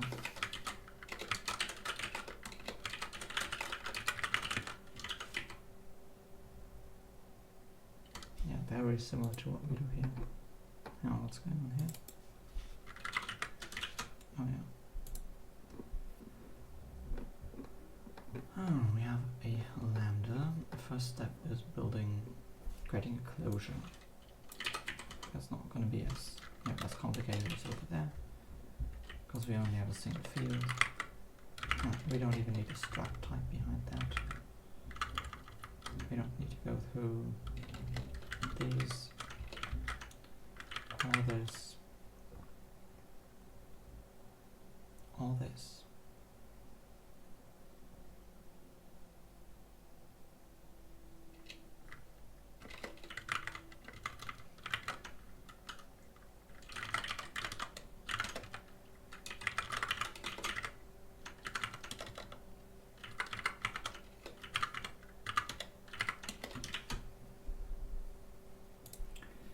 So we do create a closure that points to not a struct this time, actually, but just the closure.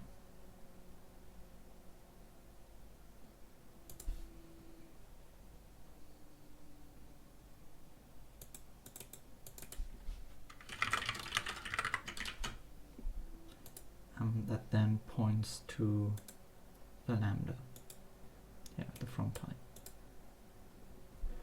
And we will capture that lambda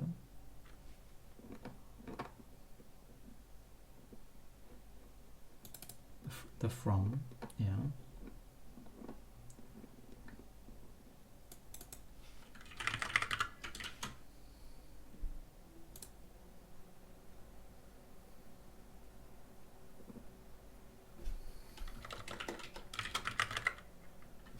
what's next? Yeah, that is our closure. Compile the casting lambda into a function. Exactly. And here we do all this basically. And we have a mapping. No mapping, we don't need that, we just have a DAG and a body.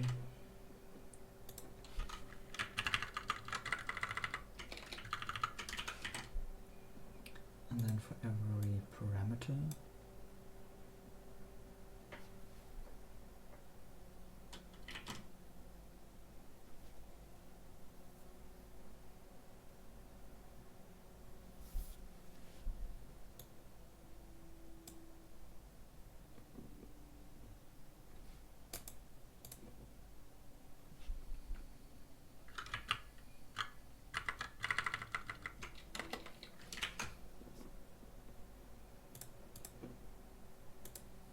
now into lambda type the args.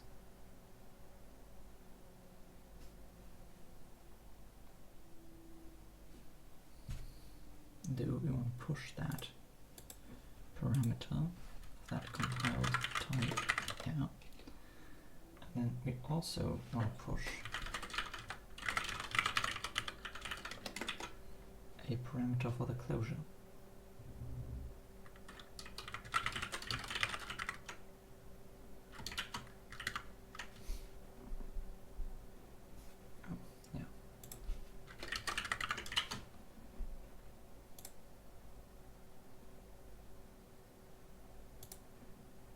And then the from lambda will just be the get closure.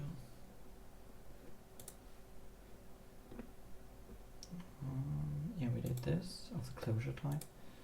Then we do this, get closure.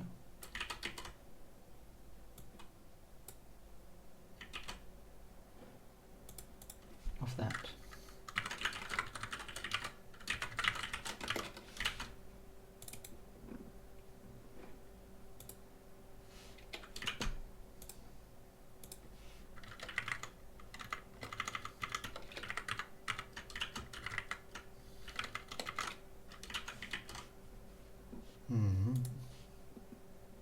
Yeah, then we don't need to extract things out of that struct. Instead we just return.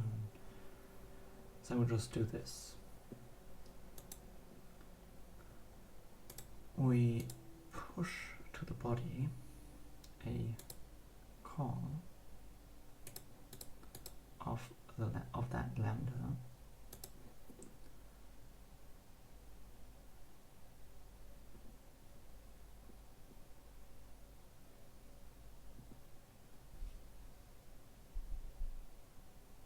with our parameters.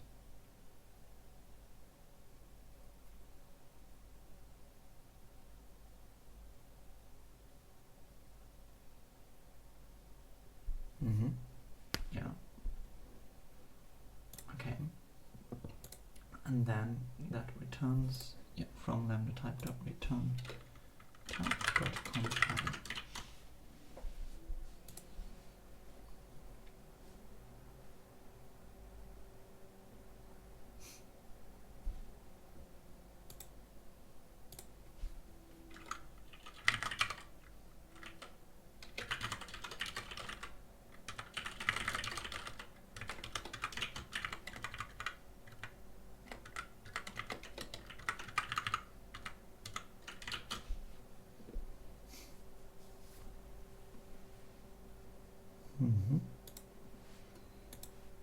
the signature that is that. And then we do context.define a yogurt fun, where we don't need to do this. Instead, we only do that. Then in the outer body, we just have the closure.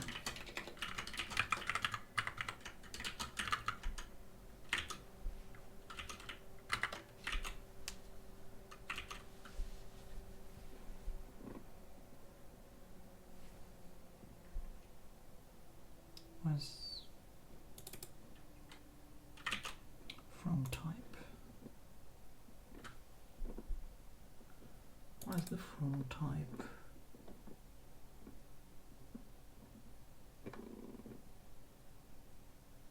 From type is a plum type. First of all, that is nice. Where's that? Line 8 in the cast. Oh. Oh, yeah, we don't try to get the from type. We have that explicitly.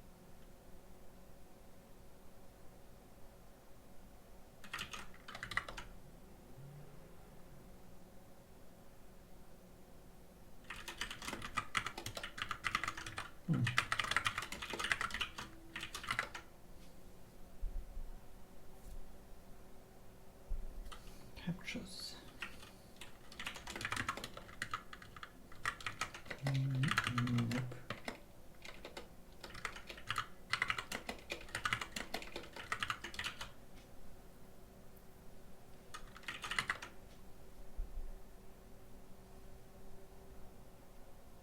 Yeah.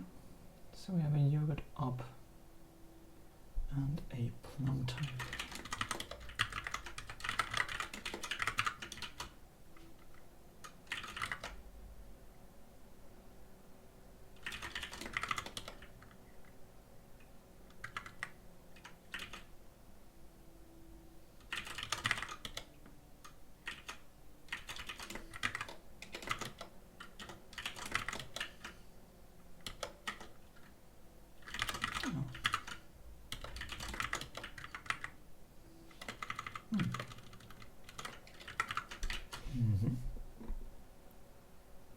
Yeah, we don't need that.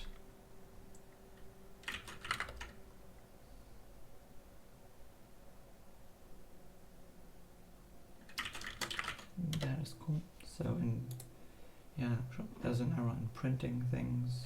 I mean, yeah, I can handle that. Oh, we don't even need to do that. That is pretty, no, that is only capture stuff. Yeah, nope. Nope. Simple.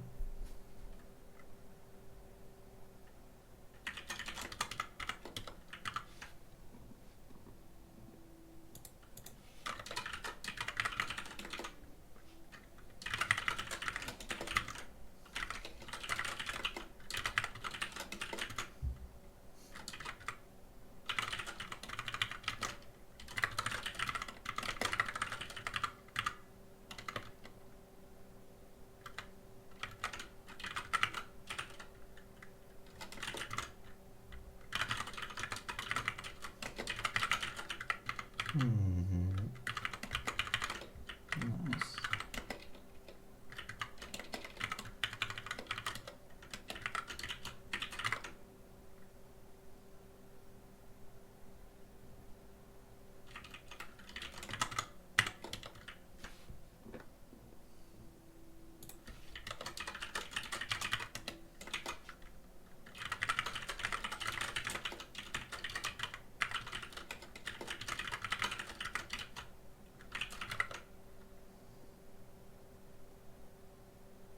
Yeah, okay.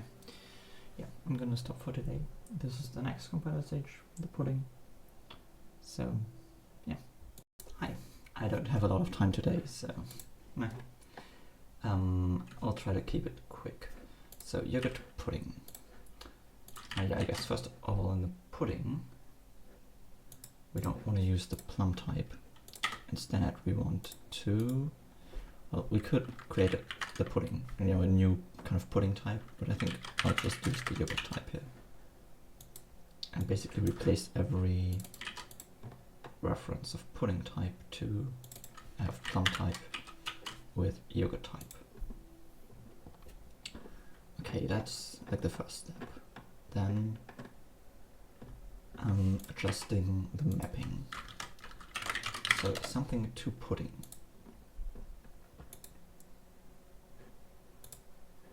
Oh yeah, this would be, I don't know, never type compiled, something like that. Kind of weird, but I guess. Oh, hang on. No, let's just use the yogurt type. Never. Yeah. Okay. Yeah, we need to handle closures. That is very, very true.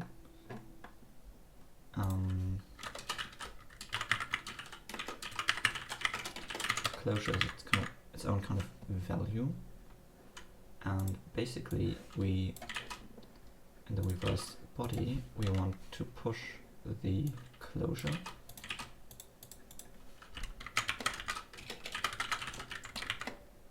using the captured variables.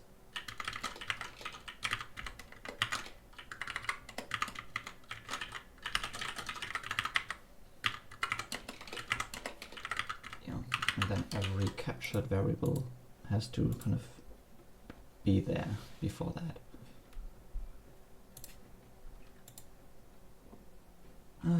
Yeah. I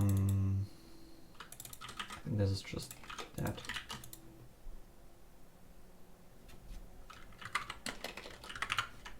Yeah, and then in the lambda, sure, we push some sort of lambda expression, but here we don't need to go through the captured variables, but instead we just require the closure to exist.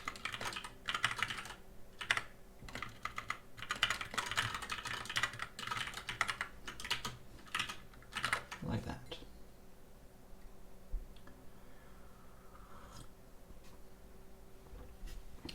Okay.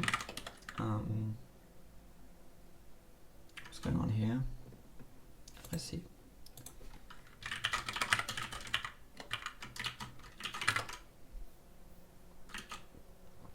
You're kind of reserving the IDs for all these previous expressions.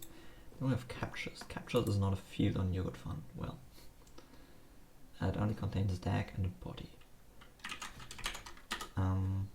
Indeed. Hang on, let me check what I want to happen here. Nothing, basically. Yeah, because they are explicitly part of the body.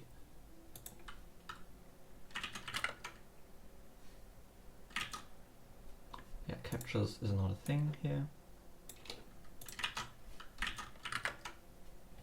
What's going on here? We have compile the yogurt type 918. Oh, yeah, no.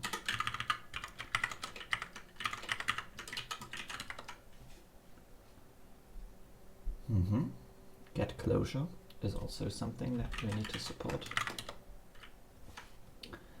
I think that happens. That should happen down here, maybe. So get closure. Here's the closure. What we do is we push a pudding up.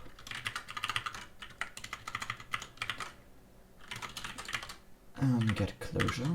That doesn't exist. Just realizing that. Should add that. Let me maybe look at the yogurt for reference. So regarding the order of operations and so on. So we have closure and get closure, which just takes an ID. Okay. So in our case, we basically want to have closure. Where does? Oh, we don't have a closure instruction here. No. Okay.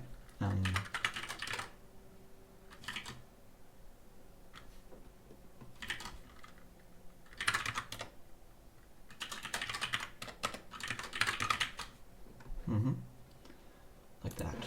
Then, yeah, printing this needs to be adjusted.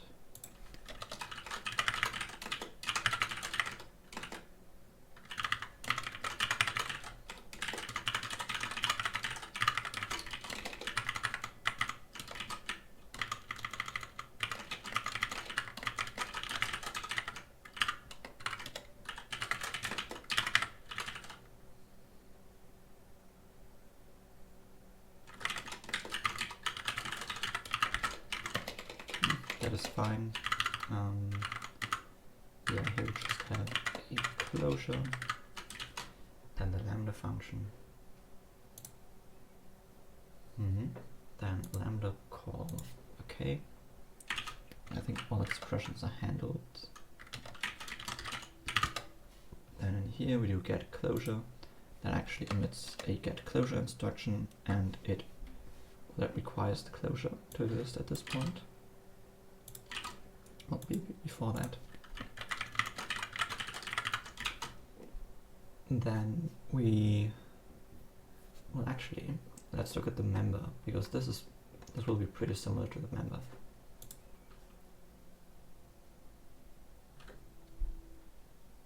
The off thing of the closure is, well, we know that it's not needed later on, because the closure is only unwrapped a single time at the beginning of the function.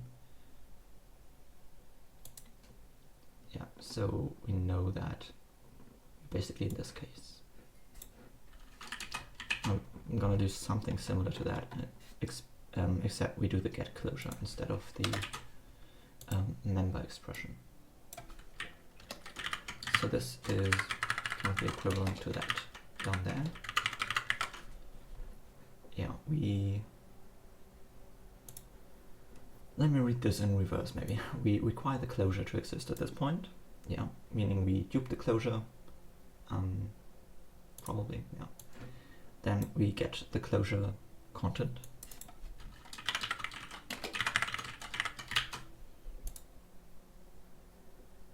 That gives us an idea of kind of the dereferenced thing. We want to keep that around and drop the closure. So we put a dupe of the ID, and we drop the original closure. That makes sense.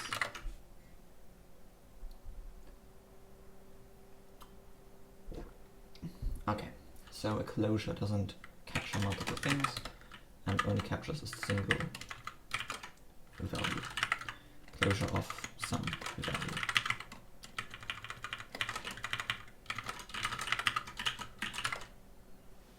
Yeah, and that value is often a struct containing multiple things, but it's not guaranteed or required to be that. Okay, a lambda has some sort of closure here. Captures field is missing. Oh, I see. Because the pudding lambda shouldn't need captured things. It should just need a closure, which is an ID. Yeah. Same for pudding fun. Pudding fun gets simpler. We don't need these captured things. We just have closures as explicit values in that, explicit arguments to functions. Okay, so if fun.value captures, where's that? In the pudding. Yeah, no, that's just the printing stuff. Don't need that. Yeah. Okay, writing these needs to be adjusted. We have closure, and we have get closure.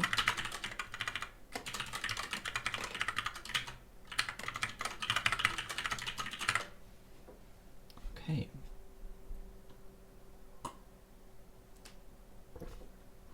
To pesto of a yogurt type. Yeah, that is, we actually need to adjust that. So pudding to pesto does not. Okay, or like I really don't have a lot of time. I think we're gonna stop it there. But I basically, implemented that for the next compiler stage, the pudding. And now the only thing left is the mapping from pudding to pesto. where this should work on yogurt types instead of plum types. Okay. Yeah, I think I like that. Yeah, that's it for today. Okay, so here we got some type mismatches in pudding to pesto.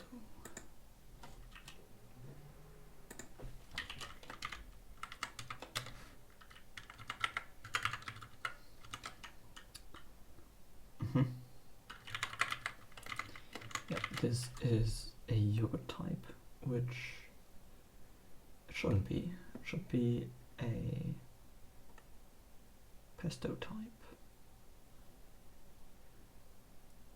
Oh, hang on, a pudding type, right? Oh, we don't have pudding types. We don't. Oh, I see. We only have plum types. But this is a yogurt type. So the fun to pesto on a plum type should instead be to pesto on a yogurt type.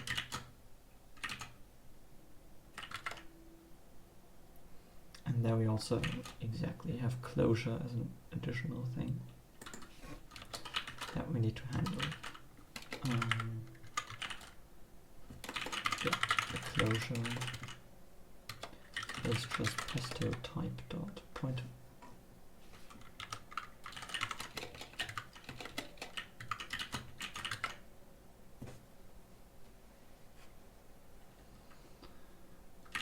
Oh, right. So there's a programming language called closure with J. That's why I thought of that.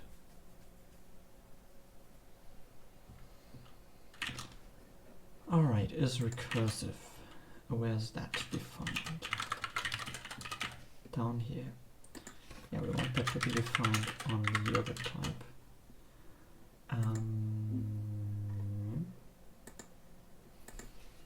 Yeah, for closures, I mean, that doesn't really matter. These are not stored somewhere else.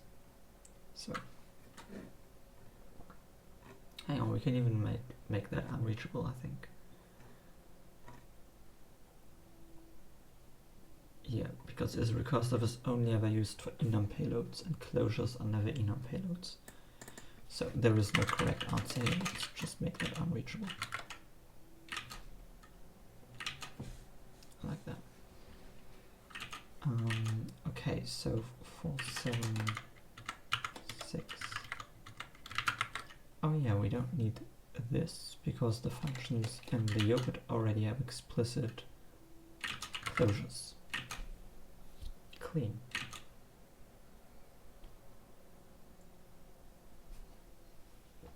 Same here. And 490 individual arguments from the struct. Boom, that's it. And we don't need any special casing for that. Or for that, like that. That is pretty cool.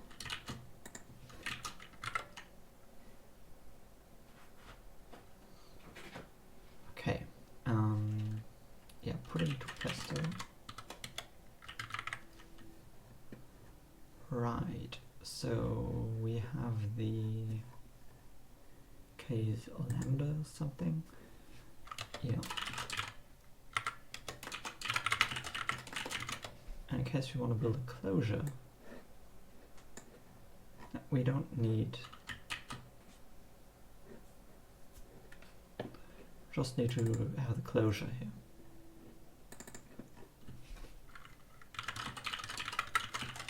Stuff like that. I think we can even do like that should be in the mapping, I think. And how does that work for structs? Yeah, we do mapping.get of that.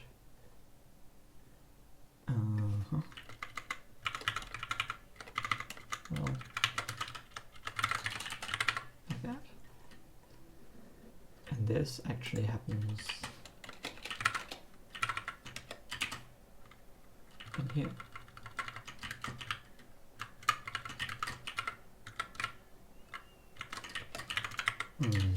Well, we basically just create a struct. Perfect.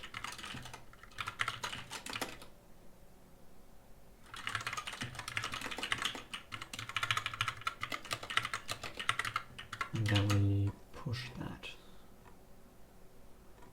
AKA we don't load that, but we do that. Yeah.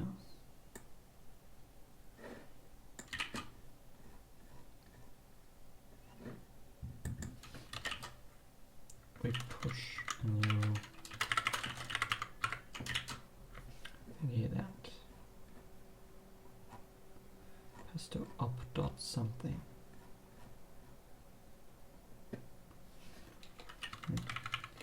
I see, so that is enough. Yeah, sure.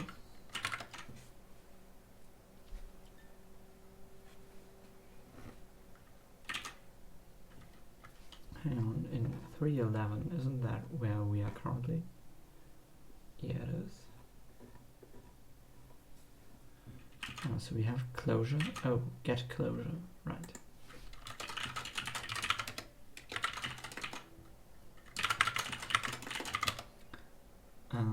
Yeah, that just means the opposite thing. Basically this one. Loading the closure. And that's it.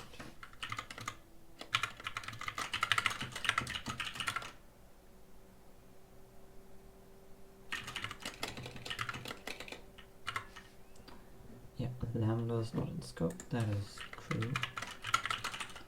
Because the closure, oh, we don't need this. It will actually just be a value that we push, that we get, or oh, that is cool.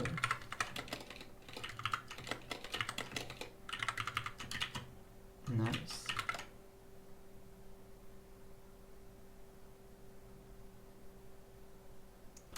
ID red needs a pesto ID. Yeah. That is clean. That is super clean.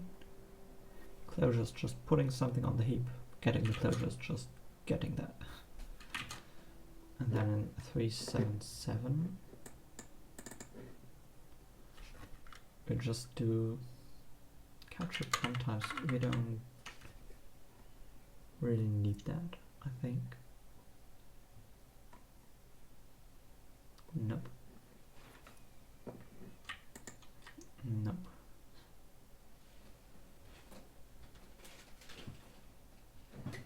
Yes, I don't think so. Hang on. Lambda.closure. Let's look in the pudding. So the lambda closure is just a closure with an ID. Okay. And the yogurt type of that will be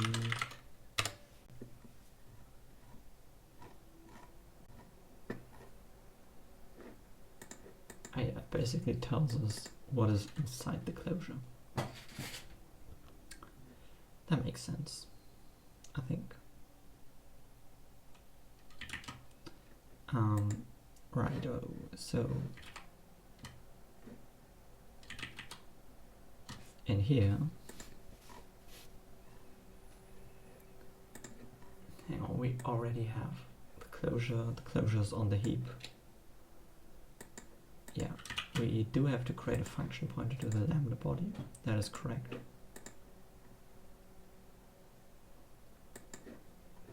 And we do need that, but we don't need the captured plum types for that. Instead, this just needs the compile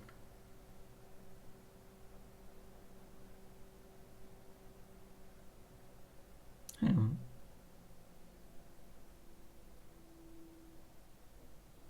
Yeah, compile closure free fun, I think, of the closure type.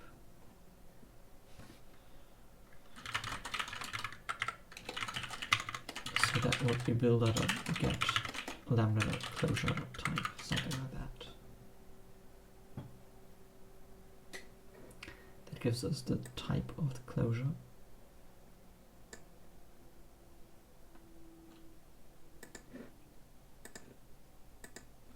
Yeah.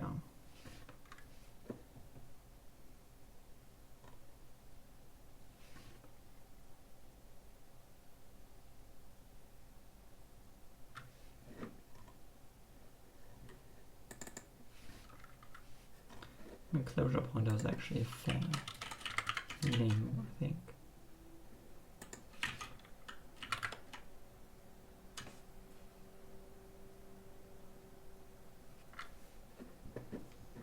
Okay, this call doesn't work.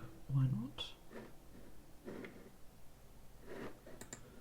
Like builder.get.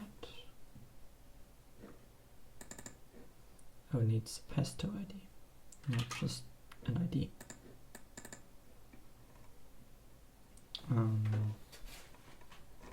Yeah, do I have the original function? I do, so I think I'm gonna do that, actually. Yeah. Yeah, exactly. So we know that this type right here is gonna be a closure type.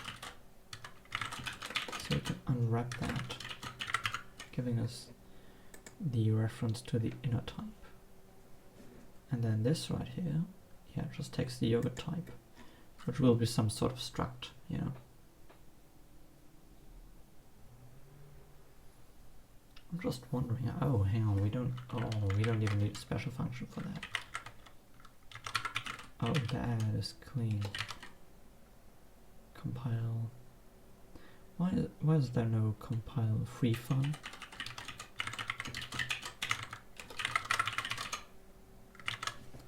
Yeah, we have dupe. That makes sense. We have drop. Sure.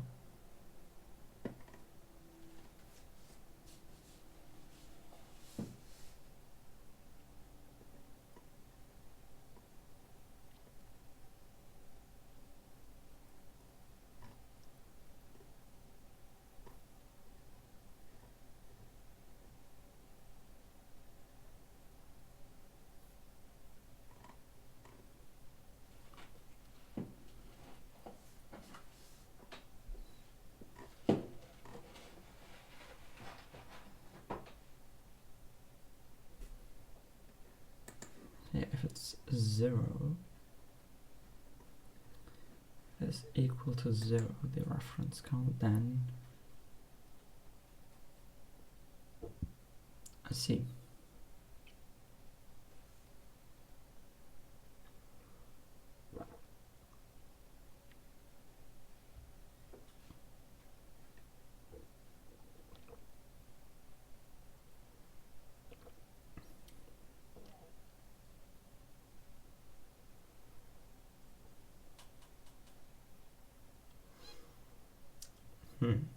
So I guess I actually just want to drop the closure in that case. That makes sense, right?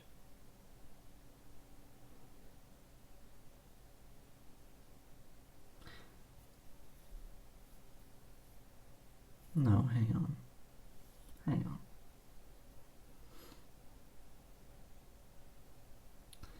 Oh, I see. I think I just want to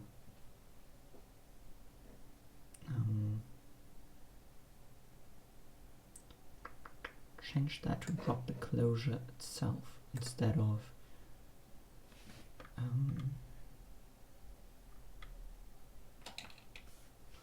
yeah, that was there before.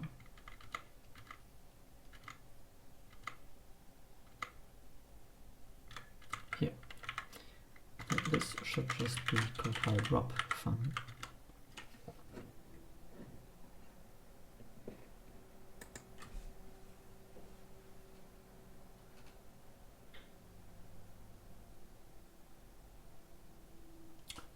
Yeah, that should be a point, a function for dropping the closure.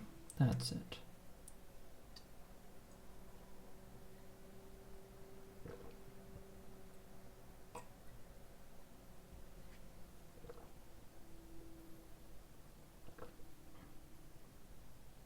Mm-hmm. That makes sense.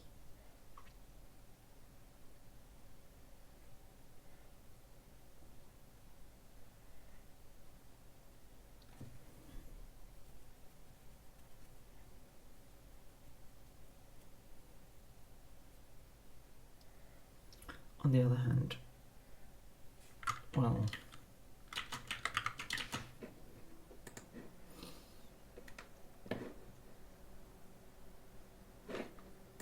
yeah, okay. And was it compile with closure free from? Let's keep that maybe.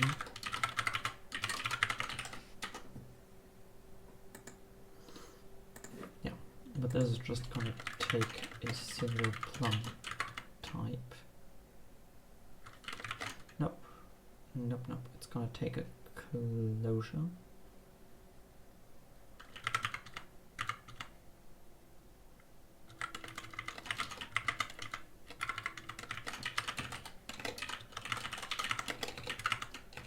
Yeah, something like that.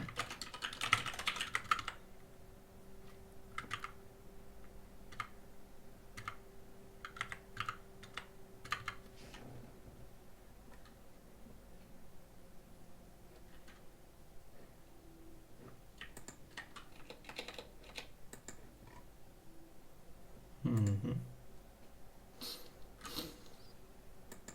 Yeah, that's it. Okay, we want to load the captured variables. That's it.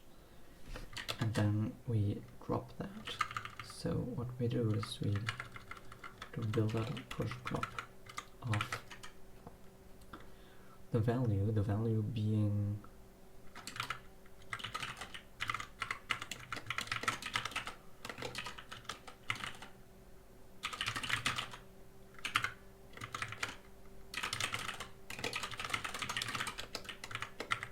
capture values. Yeah, that's it. And then we free the original closure.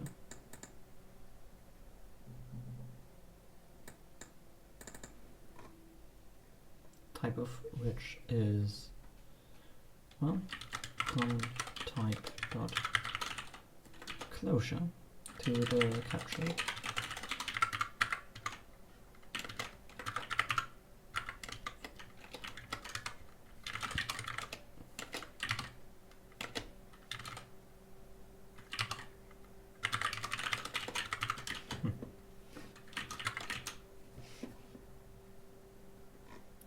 Something like that.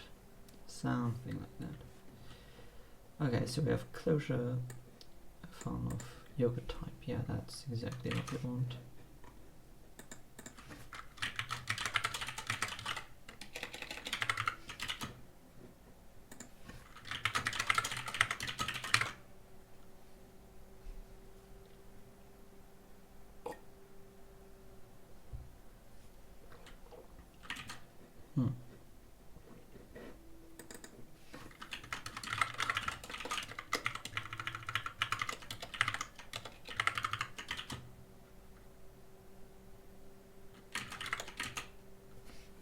This doesn't work because compiling a yogurt type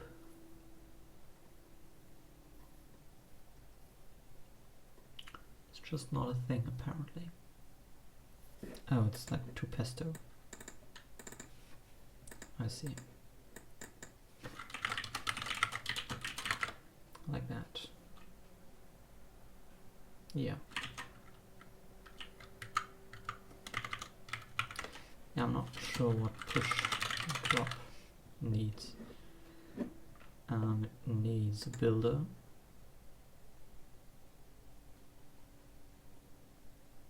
Needs a type, which will be a yogurt type. Like basically every mention of plum type in here is invalid.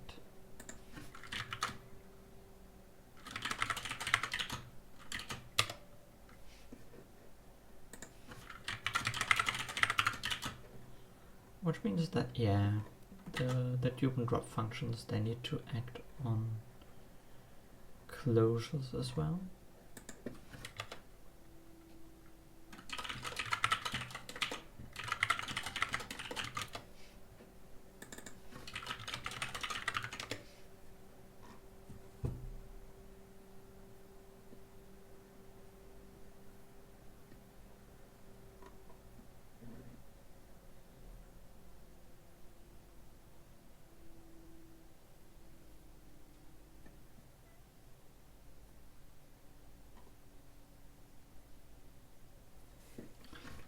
However, this shouldn't be reached,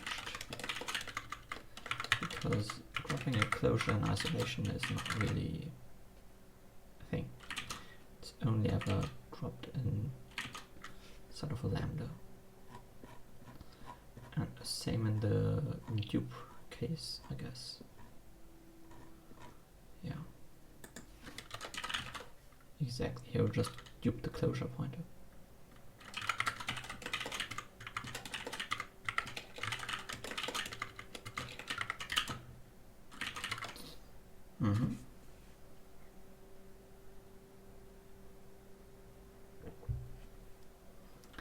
Okay, so capture.item. Capture is not in scope.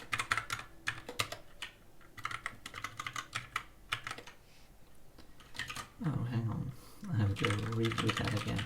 So push drop takes a builder. Okay, fair enough. An ID that is supposed to be dropped. Then I see then the yogurt type and then the pesto.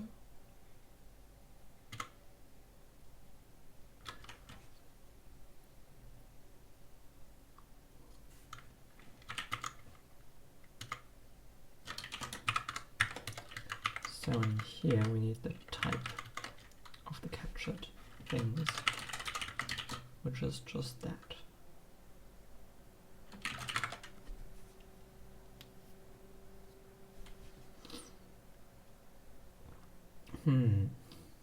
True.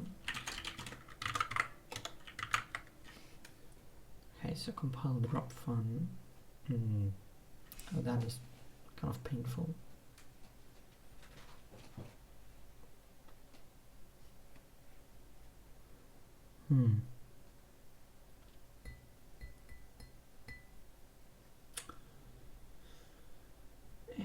We do need to traverse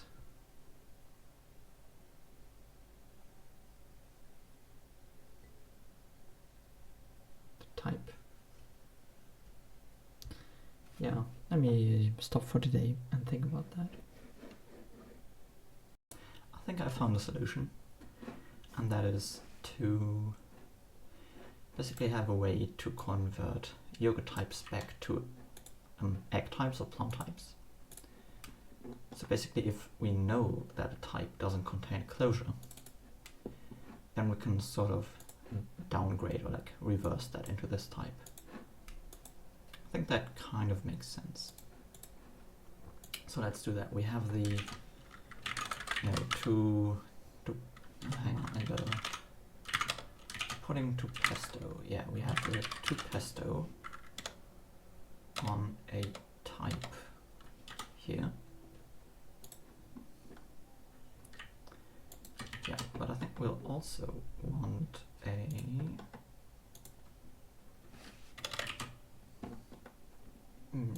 kind of, we know that assert no closure, something like that, on a yogurt type, and that just returns the original plum type. Yeah. And that will just,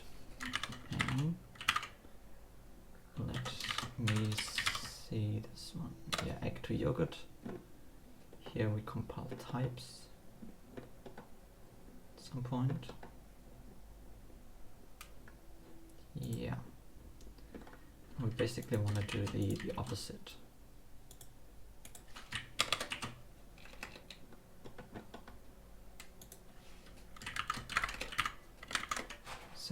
basically, so we can switch on the type. If that is a primitive type, then it's just going to be the plum type primitive. Never is going to be plum type never. Field is going to map the fields. Assert no closure. And then we build a plum type of those.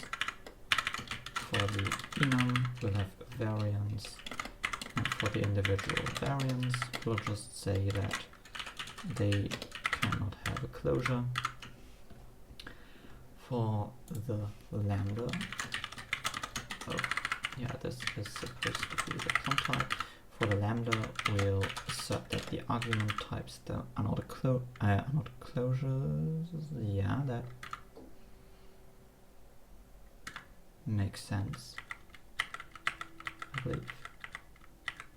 Yeah, and then the return type is something. Hang on, return type is lambda.return type.compile no dot assert no closure, and then in here we put a plum type of a lambda type, I believe. Yeah. Questions: what happens with closures? Well, that should be unreachable.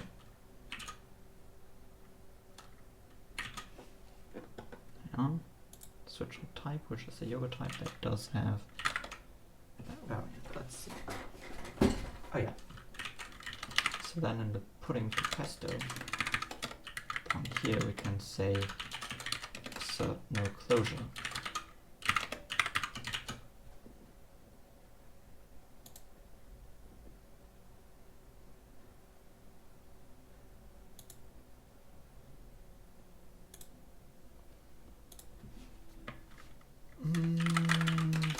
Yeah, that is kind of a pain, I guess. I don't know. Okay, so we have an enum getting into an enum. The variance. Do we get the value of this at some point? I think we do. Yeah, we do.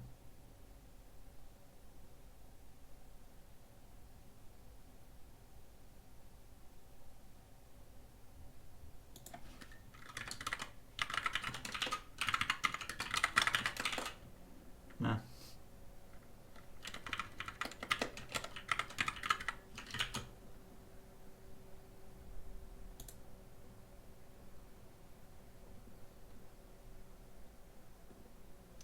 Oh, hang on. This is unreachable.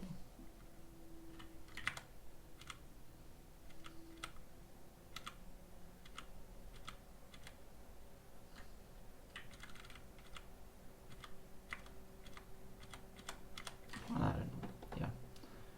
Let's keep it that way. Yeah, for the lambda, we compile those. Where do we use the lambda?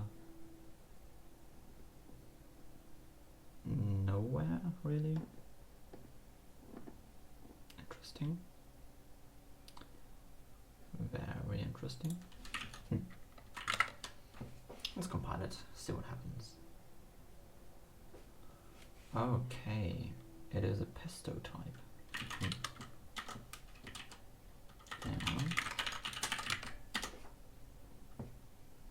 That is supposed to return a plum type. Oh, I see. Copy paste. Wonderful.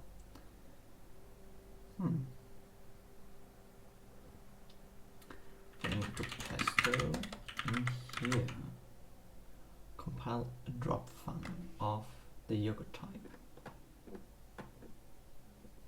And we know that that doesn't have a closure. Okay, yeah. That actually makes sense, I think.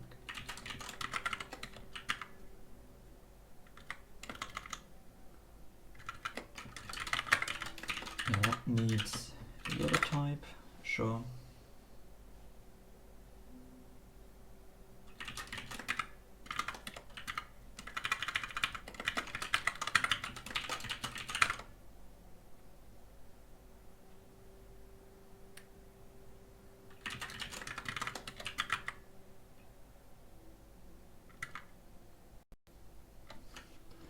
field type of type pesto type.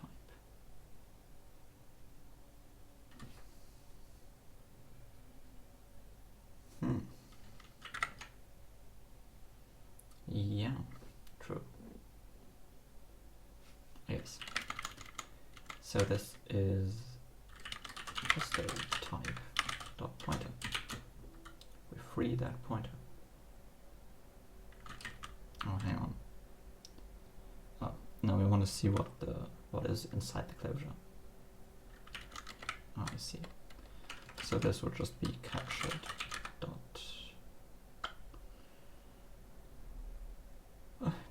dot put on heap.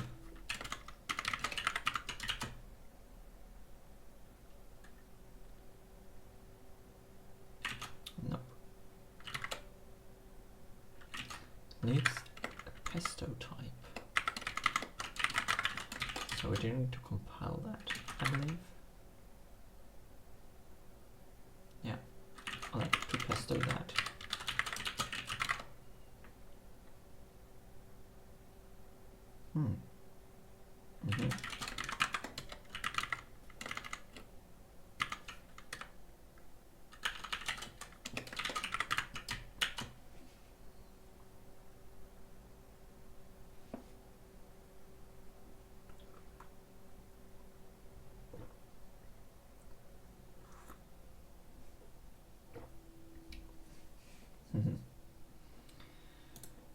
Oh man, this is a bit painful, but I can do this. Let's see, we have variance, and then for every variant we take the value, which is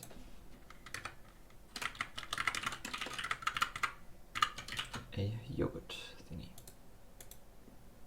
Alright, closure is not reachable here, so that is nice.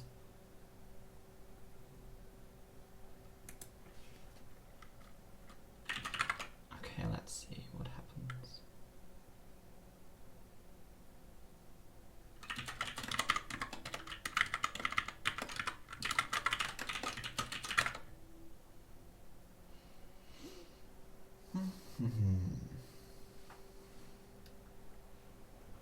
Oh, okay. Okay. That is cool. So we are converting a body to pesto. Before I look at that, let's just have a look at the yogurt.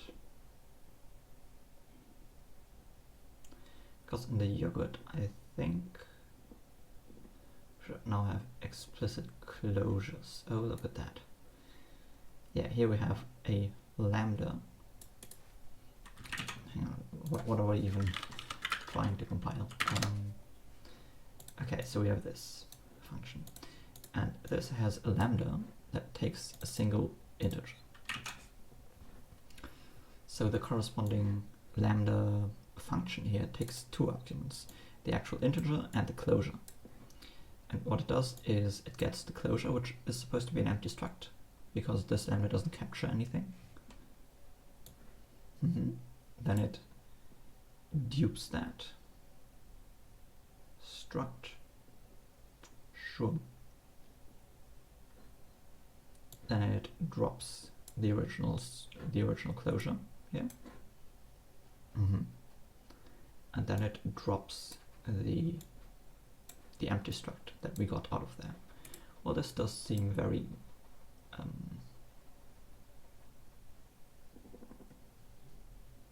convoluted. Let's look at the yogurt, how we can maybe improve that. We have the yogurt. Let's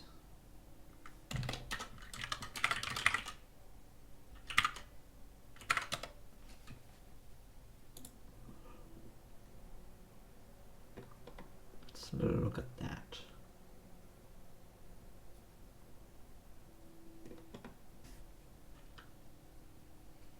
So we have a function, some point expression body. Oh, here's a lambda. We have a lambda. So all of the parameters, they get specialized and the types get compiled and they are available inside the lambda. Okay, fair enough. But then we'll also have this in a closure. Oh, I see. So this works fine. The problem is with inserting dupe and drop instructions, which happens in here. Yogurt pudding. Okay.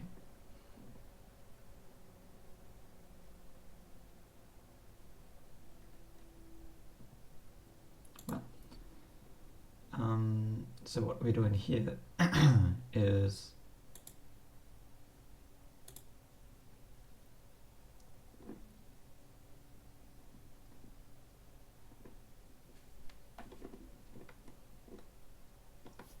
if we see a closure instruction,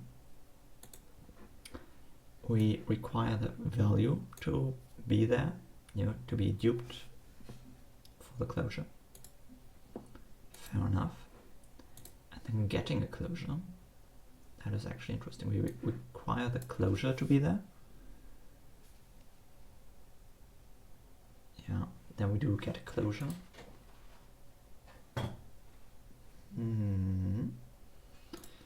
Oh yeah, then we dupe the item and we drop the closure. That is actually correct, I believe. That is what we want to do.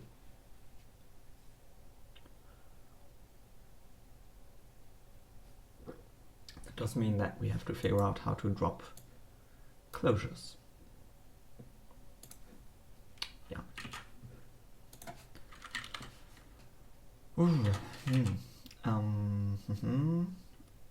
We'll do that in here.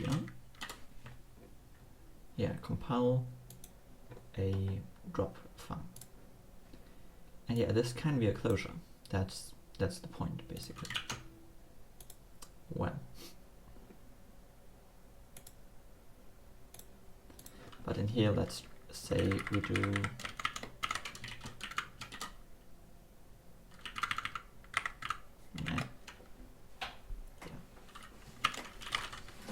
so we know that the type, if we know it's a struct, oh yeah, then we know that it's not a closure. We can extend it one level and we get the fields. Okay, that makes sense.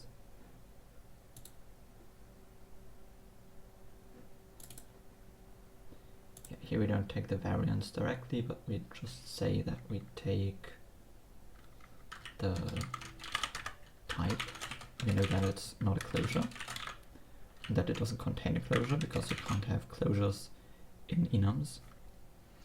We extend it one level and then we get the variance. Okay.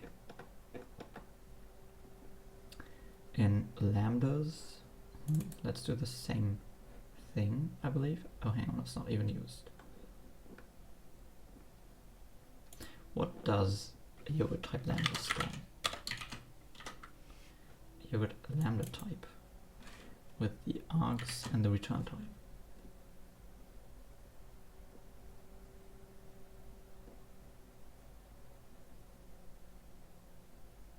Well,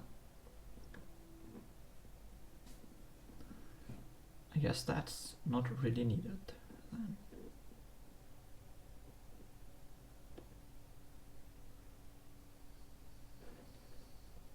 Sure.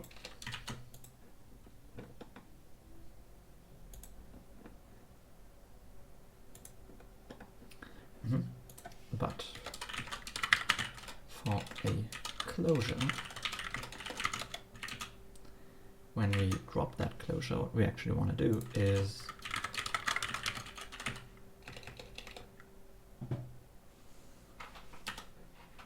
not quite this, to be honest, but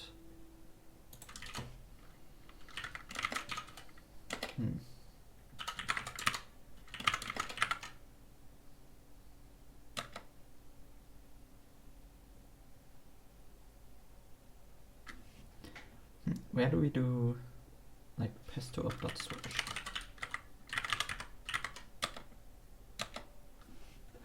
let's go from the top. We do that in compile dupe fun. Okay. Well, I think like let's not do this, you know. Let's move that in these things as well.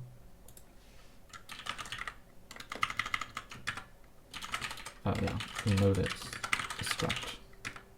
Gotta do that. Well, that is quite something.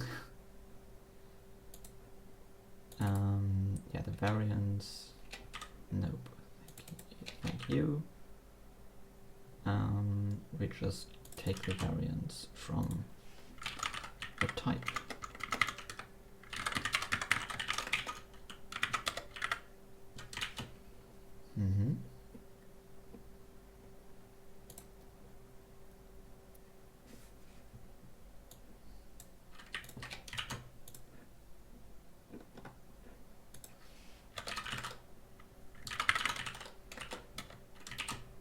Because you should be able to dupe a closure.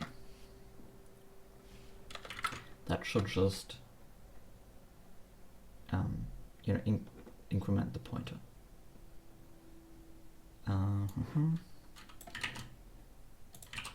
So that should be a pesto op dupe of the parameter, returning an int.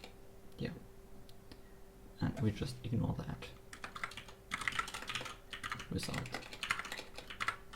Boom, you can dupe closures. Beautiful. Then dropping closures will be quite similar. Hang on, let me maybe fix this first. So this is a struct, and we know that, so we can unwrap that. And in here, this is really just an enum. We know that, so we can unwrap that. Okay.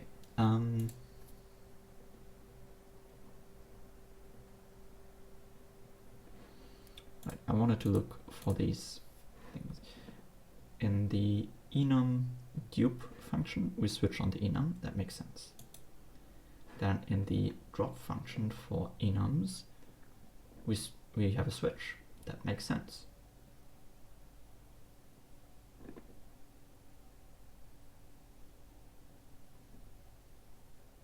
Oh, that is the, yeah, checking if a switch is a pointer.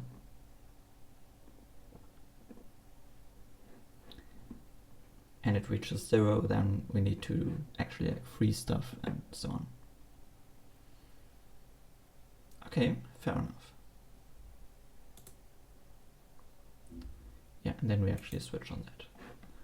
And then in the lambda, we also check is the lambda ref count 0. If it is, then we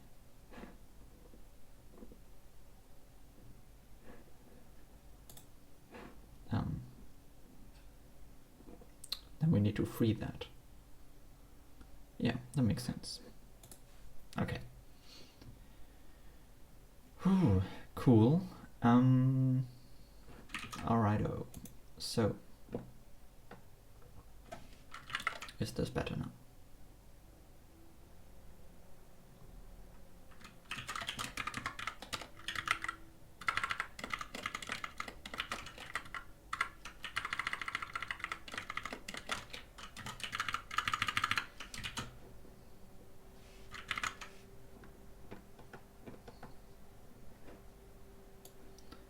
Alright, right, dropping a closure would mean, well, it would be similar to what we do here for enum payloads that are pointers. We get the new, we drop the closure, which is a pointer.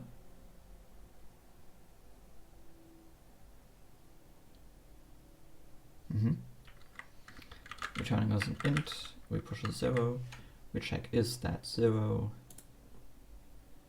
If it is, then we'll need to do something. And what we'll do is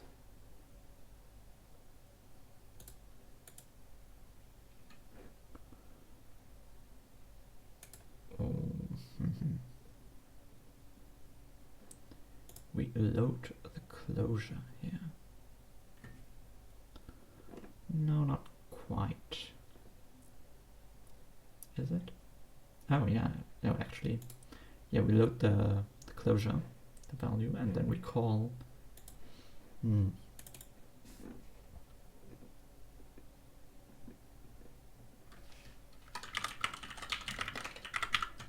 the drop fun for that value.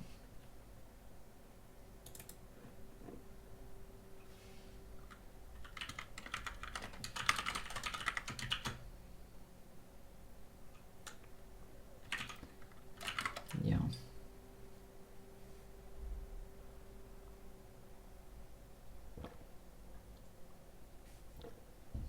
Okay, so I need 206 up here.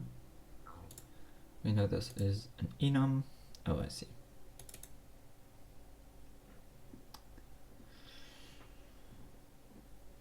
Well,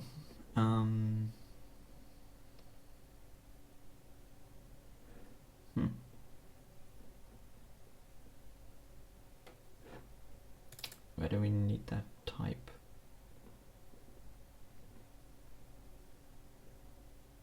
Well, we don't need that type. We don't even use that. Okay, so let's just remove that.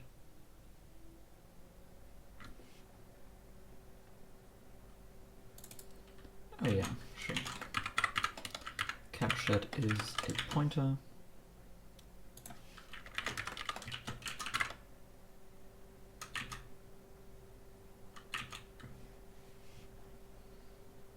Compile a yogurt type. And what can you do with the yogurt types? You can not only convert them to pesto. Oh, I see. I think we just don't need to compile that like this.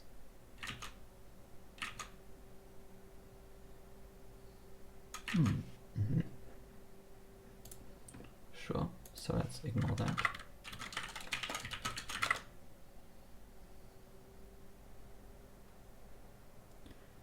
Slowly but painfully, I think we're getting there. Oh, hang on, is this used? Is there and there and there? Yeah, but not really.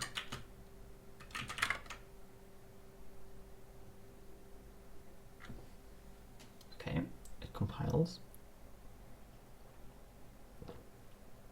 Whoa. Okay, so we do have code. Let's inspect that.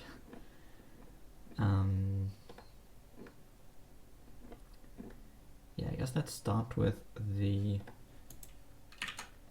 You know what? Let's take a simpler example. Let's say instead of making a list and mapping that and stuff like that, let's say we create a closure called foo that takes an int and it returns that int plus a, which is from the outer scope. And then we call that closure with a. So this would basically return double a. No, it would double that.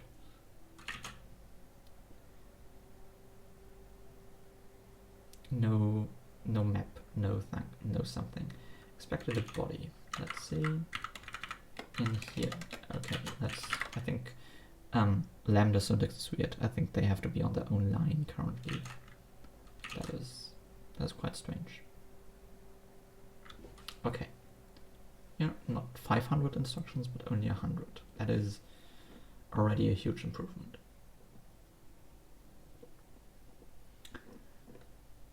So let's look at some of the compiler stages. Let's look at the. Oh, this is the egg, I believe. Okay, fair enough. And then comes the interesting part, which is the yogurt. Okay, so we have the main function, which the closure here the lambda here captures the a variable. So what we do is we create a struct with that a variable inside, makes sense, and then we put that on the heap, giving us a closure. Boom. That's pretty cool. A closure of these captured variables. Clean. Then we create a lambda using that closure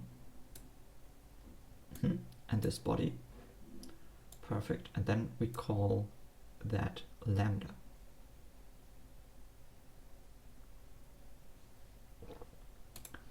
With 0 as the argument. Okay, makes sense. And here's the actual definition of the lambda. Oh yeah, the yogurt is actually pretty small. I like that. So here's the lambda. It takes 2 arguments. Beautiful. Namely the closure, the original argument, the integer, and the closure. And what it does is it gets the closure. This is of type closure, so boom, kind of dereference that pointer. And then it also gets the integer from there. And then it adds the explicitly given integer and the one that was captured. That matches this one, yeah. It adds the explicitly given integer and the one that was captured. Amazing. So then, pudding, next compiler stage. In the main function, we now need to dupe the 0 expression to put that into the closure. Makes sense, because we also need that later on down here. If we didn't need that down here, we could just immediately put that value in there. Okay, but we need that later on, that's 0, so we need to dupe that before putting that in the closure. We create a closure of that struct, which doesn't need to dupe that struct because that's the only use of that.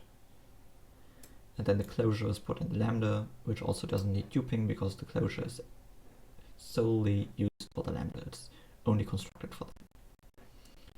That looks fine. Then here's the lambda. And the lambda takes ownership of the closure, I think. Yeah. So we have the explicit argument, we have the closure, and what we do is we do get a closure of that to dereference that. That doesn't affect the ownership. So we need to dupe that struct that we got there and drop the original closure. That is perfect. For example, if a lambda, these closures are always allocated on the heap. In this case, we would get the closure, which is a struct containing an int. We dupe that int, which does nothing to the end, but then we deallocate the original closure within the lambda. That's perfect. Then we get the int from out of there. We dupe that int, and we drop the original struct. Fair enough.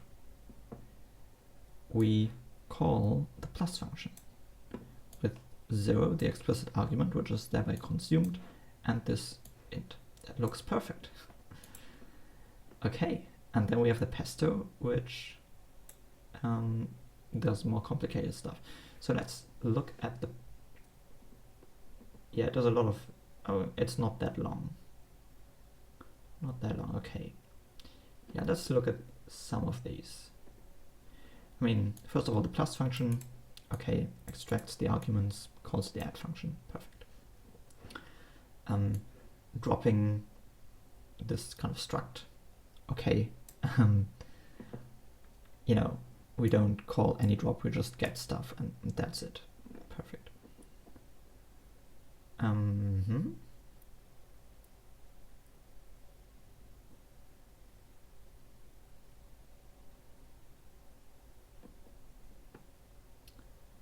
Interesting is these, free and drop things. So freeing a closure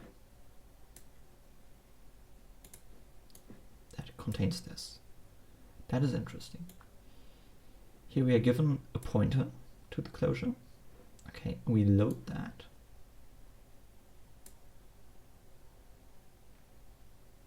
Makes sense, yeah. Load that thing, and then we free that original closure. Not sure why we have this in here. Oh, I see, because it has free also displays the type of what's being freed. Yeah. Okay, that looks fine. Then dropping this closure. The closure is a pointer, so we call drop on that. Returning as an integer the new reference count. We compare that to 0. If that's less, we don't do anything. If it's greater, we don't do anything. But if it's equal, well, we actually load the closure.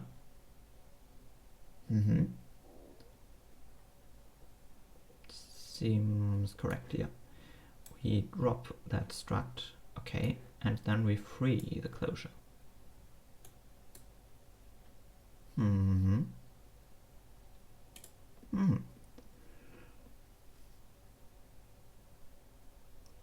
That does seem correct.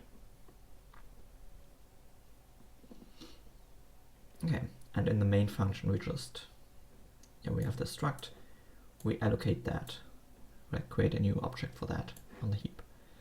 We get function pointers to the free function and the lambda function, and then we have this, boom, this function in here. Okay.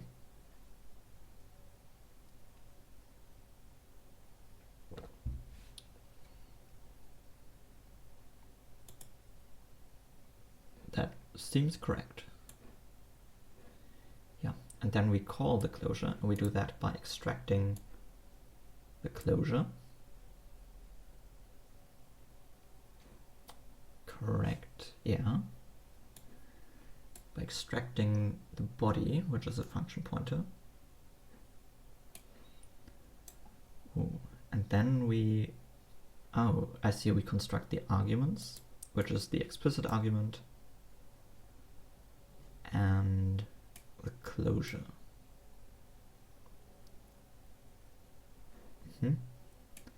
Yeah, and we call the body with that. I see. Looks pretty cool. Indirect calls, they don't need quotes in the pesto. Let's quickly fix that.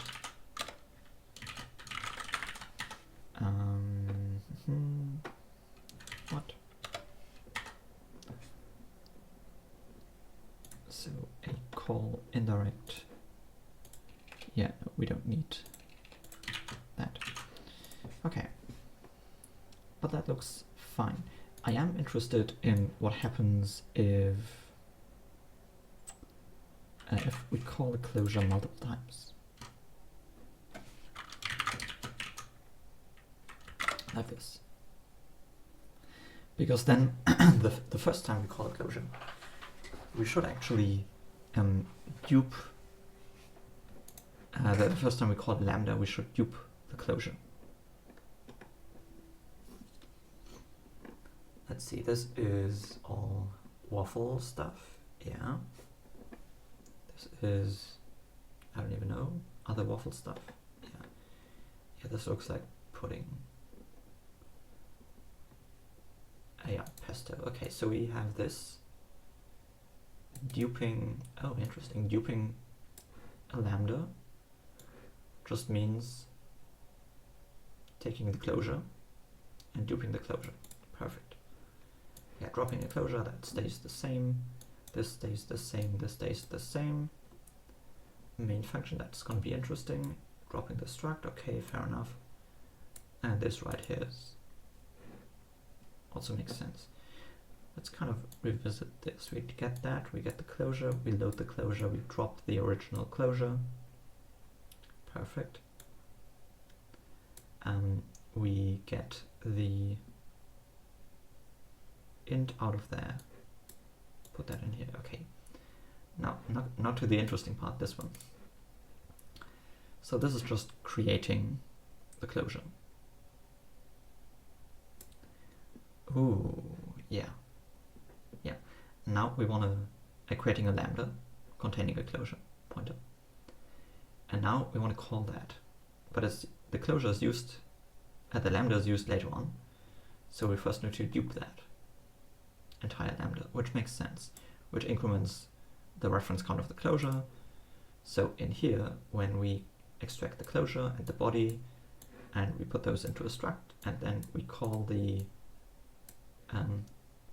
body function with that closure, which calls this one.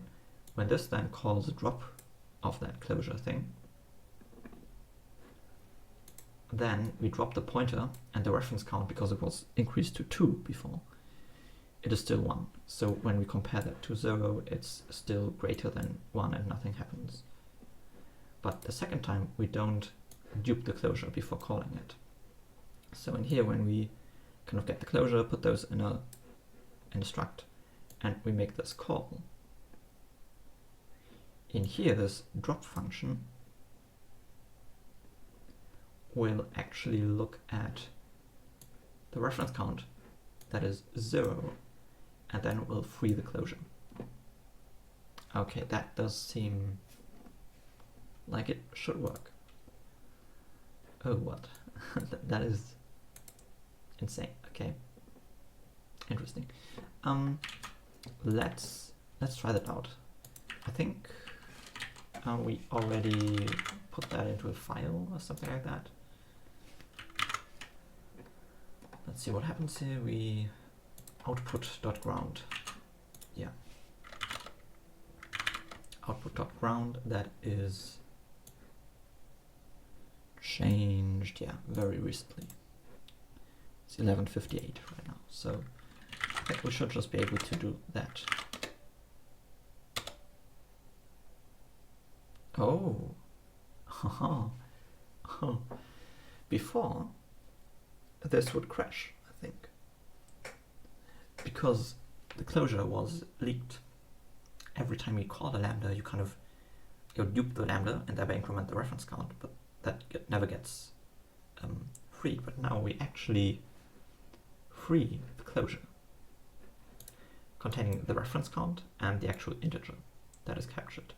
So 16 bytes. Wow, that is cool. Let's try out the more complicated example maybe.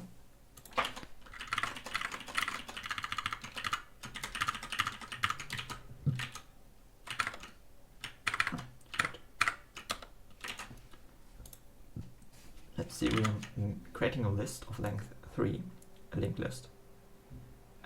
We map that every item to the item plus 1, and then we sum those up.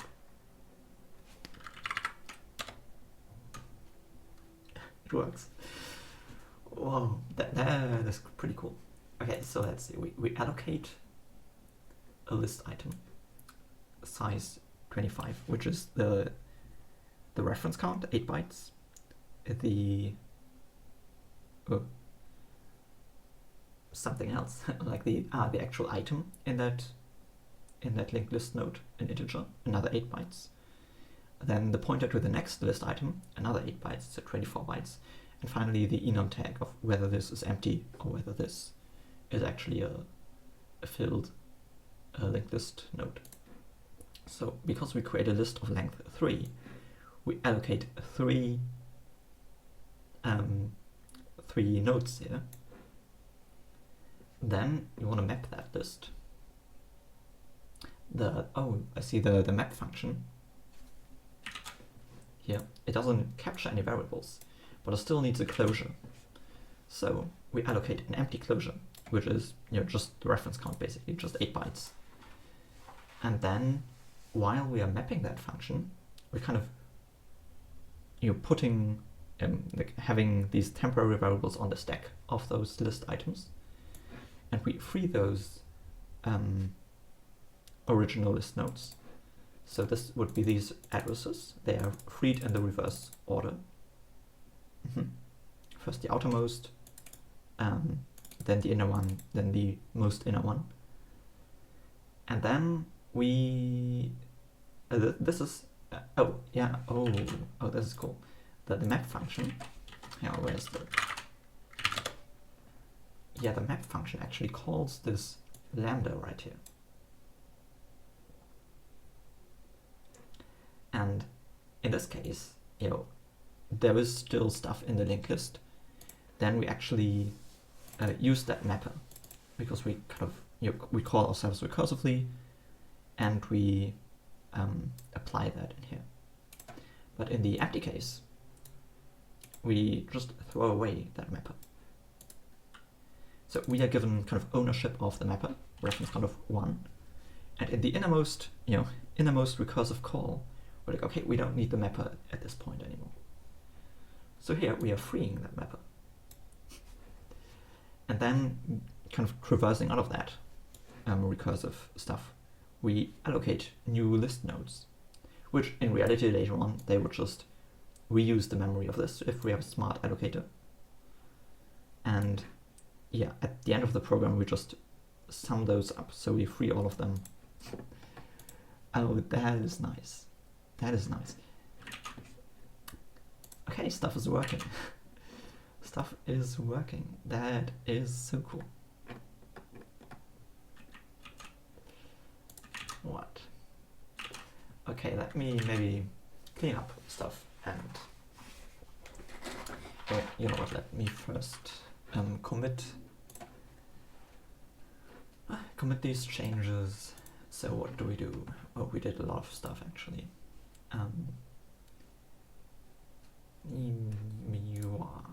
Yeah, I mean, I don't care about that. Yeah, this now works. That is so crazy. Right, this was just temporary. Nope, don't need that. Oh yeah, now we have yoga types. Adjusted a lot of the closure handling in the closure and wherever. Yeah, gonna do that in the future, I believe.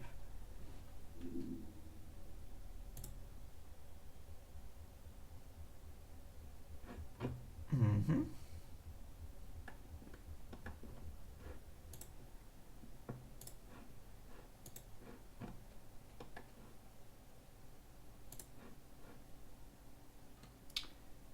Yeah, let's not print the ground because it's quite verbose. Yeah. Stuff in here got way simpler. At least in some places. Yeah, that's cool. Yeah, okay. So fix closure ownership. Basically, when you call the lambda, you have to provide it ownership of the closure so that the lambda can then free the closure as soon as possible, as soon as it has extracted all the variables that it needs.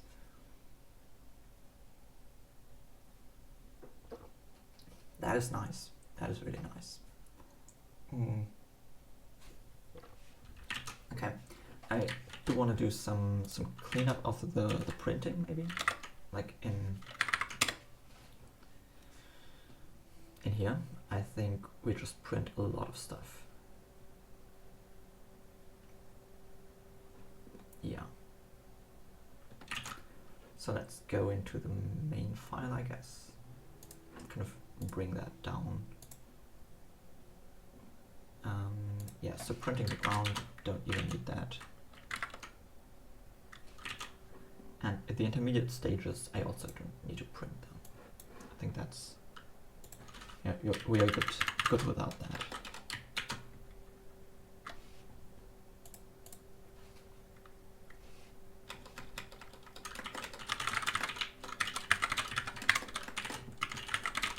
It's good to have the option there of doing that when debugging, but not by default.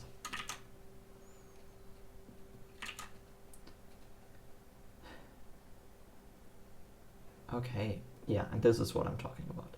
So we have a lot of, kind of debug stuff. Yeah, this one right here, where we kind of just dump the condition. In here, where we dump the cursor. Yeah. No, thank you. Let's see.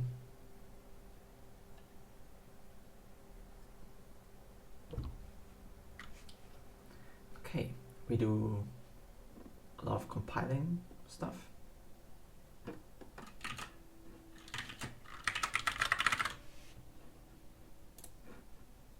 Yeah, let's not do that.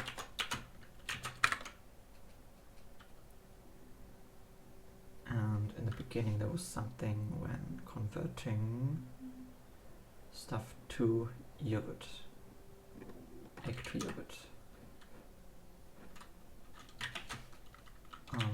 I don't even know what that is. Probably something. Ooh.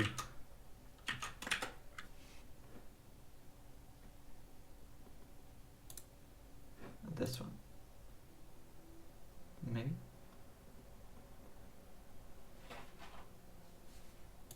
Yeah. Let's not do that.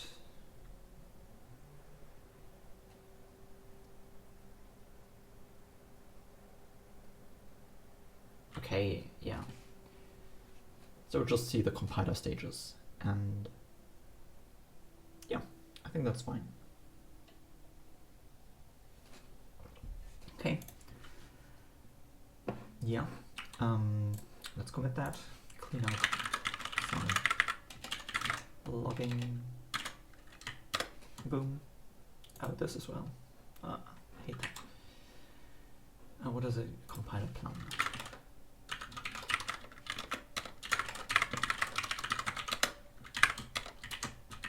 Okay. Yeah. Cool. Yeah.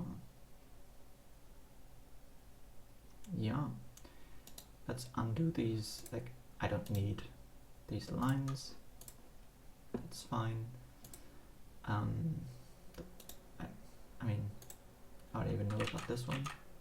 No, don't need that, probably. Cool.